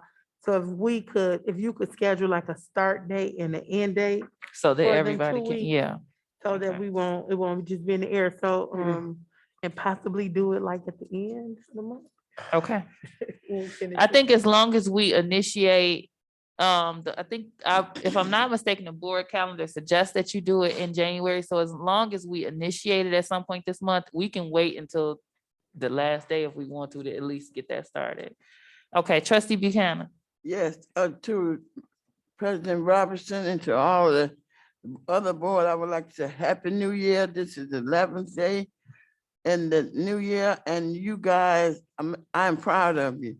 For to be young people that know you when you was in school, but what you have to learn you guys are asking questions. When I first got on the board, they told me I wasn't supposed to know that. And I'm not gonna say what and when, but you read the paper, what happened back, I'm not gonna talk about that, but like Mr. Scott and Miss Gail I like them. They right on target, take care of their business. They ain't doing, Dr. Townsend do the same thing. And Ben Harbor, I was at Smiley's, Wings and things, and what the Trustee other gas Buchanan. station? Anyway, everybody was saying, ooh, look at, Ben Harbor School, I saw your superintendent, and y'all doing great. You got people gonna say that, and I know we doing a great job. You young people, you think, and you got your own idea, but we got a big problem in Ben Harbor. Now, I don't know who this young man is, but he patiently been sitting there. Are you a student? See there? I like that. He a student here. Trustee Buchanan, please wrap up your comment. And anyway, all we have to do is not get in nobody else's lane. Stop trying to tell. I can't tell Mr. Triplett how to do this. He do a great job of being secretary, because I know the word's gonna be spelled right and all that stuff. We got to just continue what we're doing and take it easy. And Ms. Robinson, I didn't have time today, but I got something from Dr. Townsend, Mr. Triplett, and Ms. Robinson, because you was in the paper and I got all that out. And I'm gonna present it in the next board meeting, but we got to continue to take care of our students in this school district, in the streets and everywhere else, bring them back home. Thank you. Thank you, Trustee Buchanan. Any other comments regarding the Board of Self-Assessment? So I'll send out the information and I'll set a time frame so we can make sure we're all timely. Next is open public. Oh, is there any other new business? Oh, yeah, I forgot. I'm gonna ask that you pause it, unless it's new business, I'm gonna ask that you save it to your closing comment. Let me see if this new business. Okay. I'll wait, because I want everybody to hear this. Okay, Vice And I'm looking- Vice President, Lord, I'm doing my best trying to move this Thank you. That's meeting what you forward. I'm need. not gonna That's get to fight with trustee Buchanan. over a You comment. better not, what? Oh, my She goodness. gonna take me down. Okay, Vice President Real Bradley. quick, I want to say, I'm and I gonna know, leave, then y'all- that Liz had sent the email out, but MASB, the Winter Institute is coming up in February. So if anybody wants to register for professional development classes, please do. They are very beneficial. There are a lot of good information that comes out. So please register. I mean, they're very good classes. They're on Zoom. So if if you have prior engagements or something, you can listen in, but they're very informative and gives you a lot of ideas and to help us operate smoothly as a board. That's all. Thank you. Next, we have open public comment. Is there anyone present for public comment? Thank you. for waiting. So I normally read a long statement. For the sake of time, I'm gonna make it very brief. You have 3 minutes. We ask that you address the board and not anyone else. And then we're not gonna respond to your comment now. We're gonna have Dr. Townsend reach out to you and provide feedback if you have feedback that's required. Okay. And you have the floor, and I appreciate your patience. All right, I am Nicholas Gunn. I'm a 17-year-old senior at Barron Springs High School. I formerly went to Ben Harbor School, but I'm coming to talk to you about, so I'm a firefighter at San Joseph Township Station 2. I'm a reporter for the Ben Spirit newspaper, and I do other different things in the community. And I also have a community organized YouTube channel where I meet with local officials and local business owners, and I do different things called Nick Eats or nickeats.org. And so I have, so as I'm talking about a little bit about my Bible study that I do an after school Bible study at Barron Springs High School. And every day after school, we have about 80 to 120 students every day. And I was gonna talk about if we could, I was gonna try and bring it here one day. I talked to a member on the board already about that. And I was gonna see if I could bring that for at least like a day. And if I'm able to talk about religion at all, if I'm not, I wouldn't. I'll just talk about like a few inspirational things that we could talk about. I was gonna have my assistant here. He had to leave. He had a basketball game, but I was gonna talk a little bit about that. And I also, so with the after school Bible study, we meet every day after school. We all just meet and we talk about different things that are happening in the world and different things that we do to volunteer and help out in the community. But last month I brought about 10 to 20 students in Ben Harbor, and we volunteered and handed out bottles of water. I teamed up with a few churches and I reached out and I ended up getting a few churches to help us hand out bottles of water. And this is a MLK Day for MLK Day on the 17th, Monday. There's the Ben Spirit newspaper, Best Early, and Whirlpool Corporation, and a few other organizations are coming together for the MLK Day, and we wanted to see if we can hand out flyers to students or hang them up on the walls. And there'll be a Zoom meeting, there'll be a special guest, and we're trying to pick a student from schools in our area, and we're gonna see what is the MLK speech that they like the most, and what brings it out in them that this happens in common time, and what they love about it. So I just want to see if we can inform students a little bit about this. It's just bringing students together, and that's it. Thank you. Good job. Thank you. Thank you for giving me Are the you opportunity. participating in something real soon? Yeah, I'm also participating in the Mr. Ben Harbor pageant as well. Oh, you want to plug yourself. Yeah. So thank you guys for giving me the time. Thank you. Thank you. This was good practice for you. Thank you very much. Anyone else for public comment? Although there's no one sitting there, I have to ask. All right, hearing none, we're gonna go to Dr. Townsend for superintendent comments.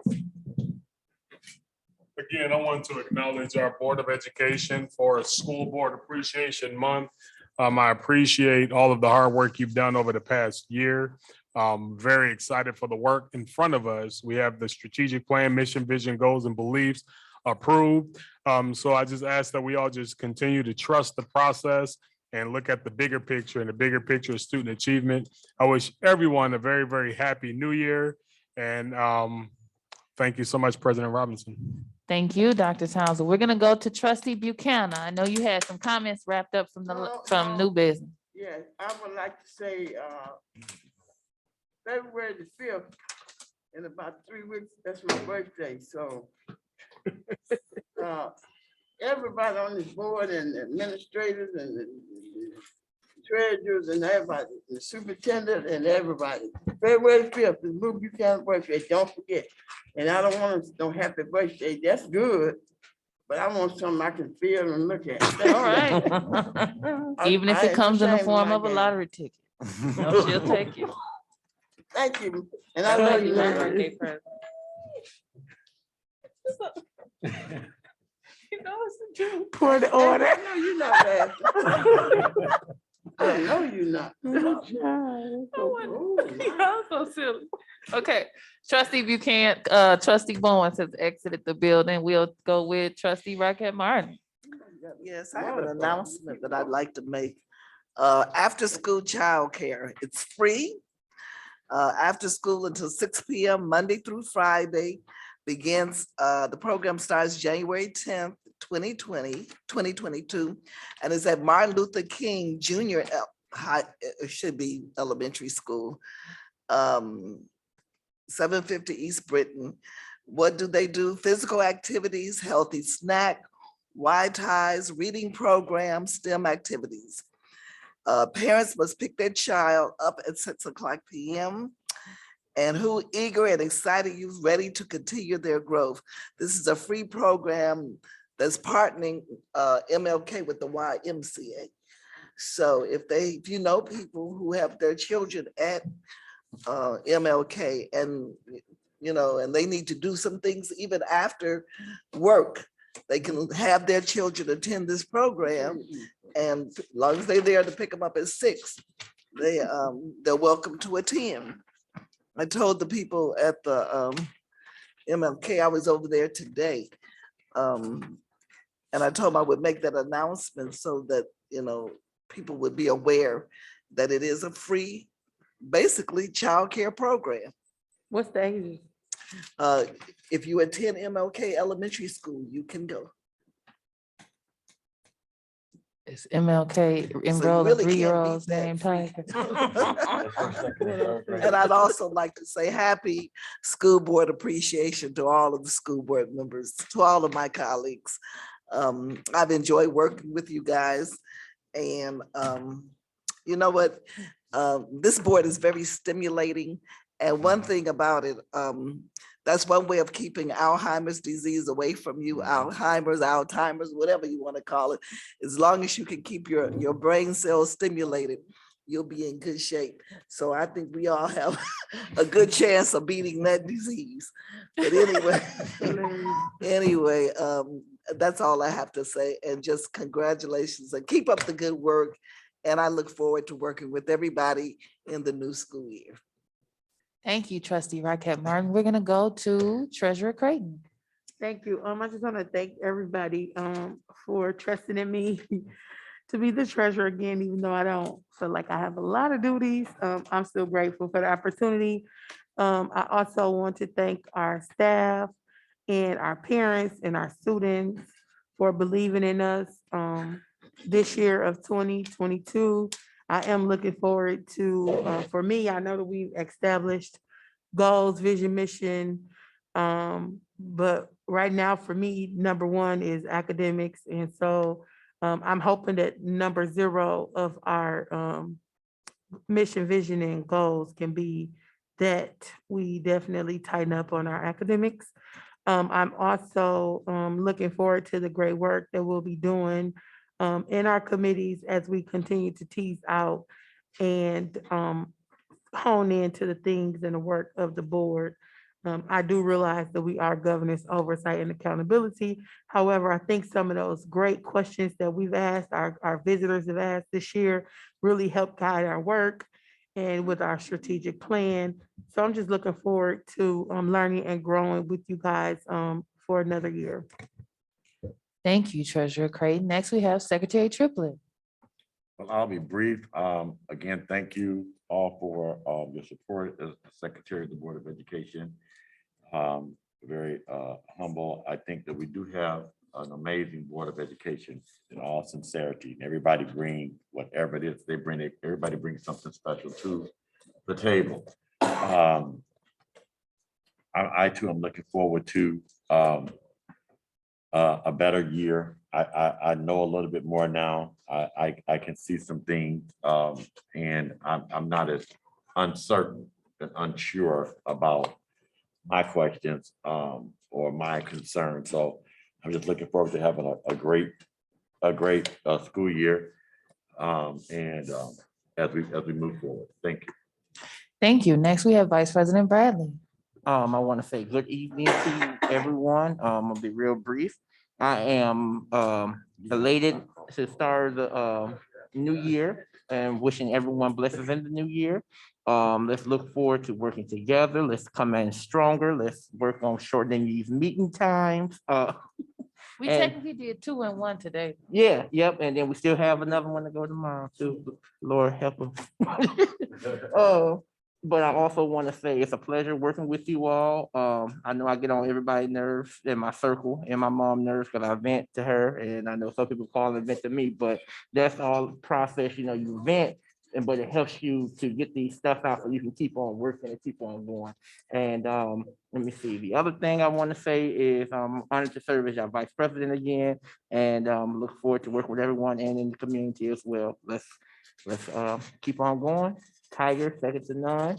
And that's it. Good night.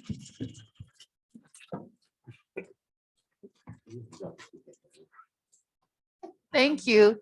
So I want to say thank you all for trusting me to lead the board as your president and your chair of our meetings. It means more to me than you all know. And last year was definitely a learning curve for all of us.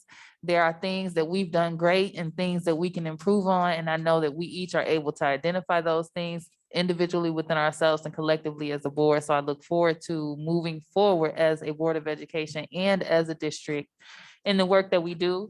One thing that I'll be implementing in my wrap-up comment is just what I have noted as action items for the board. I have that Vice President Bradley and Secretary Triplett are going to be working on a potential executive officer meeting schedule and what that process will look like and bringing that back to us.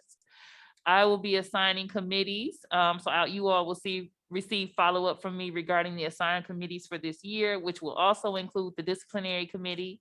Those committees will be responsible, that committee specifically will be responsible for reviewing policies 5610 and 5611 and bringing suggestions back to the board next month. I am also going to be ensuring that I work more collaboratively with Secretary Triplett for our Board of Education calendar and have already advised Liz to make that a standing bullet item on the agenda under board business. Secretary Triplett has not been informed, but he will have the floor during that time to let the board know where we are as it relates to the board calendar. We will do that every month so that we can hold ourselves accountable with staying on track with our calendar. We are also going to be looking into a quarterly meetup with our stakeholders. And so that's more so for Dr. Townsend to figure out what that process looks like, what that schedule will be like. I think it was indicated that we want to do it quarterly. So I'm looking forward to receiving feedback from that. And then Secretary Triplett and Trustee Bowens have both requested that we kind of look into lawyer expenses and what the cost of in-person lawyer attendance at our meetings will be so that we can kind of decide what we want to do as it relates to our relationship with our lawyers moving forward. And so those are the action items that I have. And so I'll be doing that just to make sure that in all of the things that we go over, everyone goes back to what their individual responsibilities are. I also email that out so people have a checks and balance to reference so that when we come back to our next meeting, you know that you've done what you're supposed to do with your action items, because I'll be potentially seeking follow-up on those items if it's a quick 1-month turnaround. And lastly, I just want to let the community know that we are committed to our mission, vision, and goals for Benton Harbor area schools. We want to let all Tigers know that it is safe to return home. You can trust us with your employment. We have wonderful positions here, and our HR committee is doing great work to ensure that you are happy in your employment with Benton Harbor area schools. So we encourage you all to visit our website to take a look at where you fit in so that you can join us in doing this great work. And with that being said, I'd just like to end by announcing that I will be serving as the keynote facilitator at the MLK Day program for Andrews University on Thursday, January 13th at 11:30 a.m., which is also Delta's Founders Day. How exciting is that? So if you guys are interested in attending, I'll just shoot an email so you can get that. If you're not too afraid of COVID, you can come out and visit me, support me in that. But those are all of my announcements and my closing statements. So unless someone disagrees, I'll ask for a motion to adjourn. I make a motion that we adjourn. Support. The motion was made by Vice President Bradley and supported by Treasurer Creighton. Any questions, comments, or concerns? Hearing none, Secretary Triplett. President Robinson, Yes. Vice President Bradley, Yes. Secretary Triplett, yes. Treasurer Creighton, Yes. Trustee Buchanan, Yeah. Trustee Rocket Martin, Yes. the meeting is adjourned. Now, make sure you guys remember that we have evaluation tomorrow in the same room. It begins at 6:30 p.m. So you want to make sure that you're timely.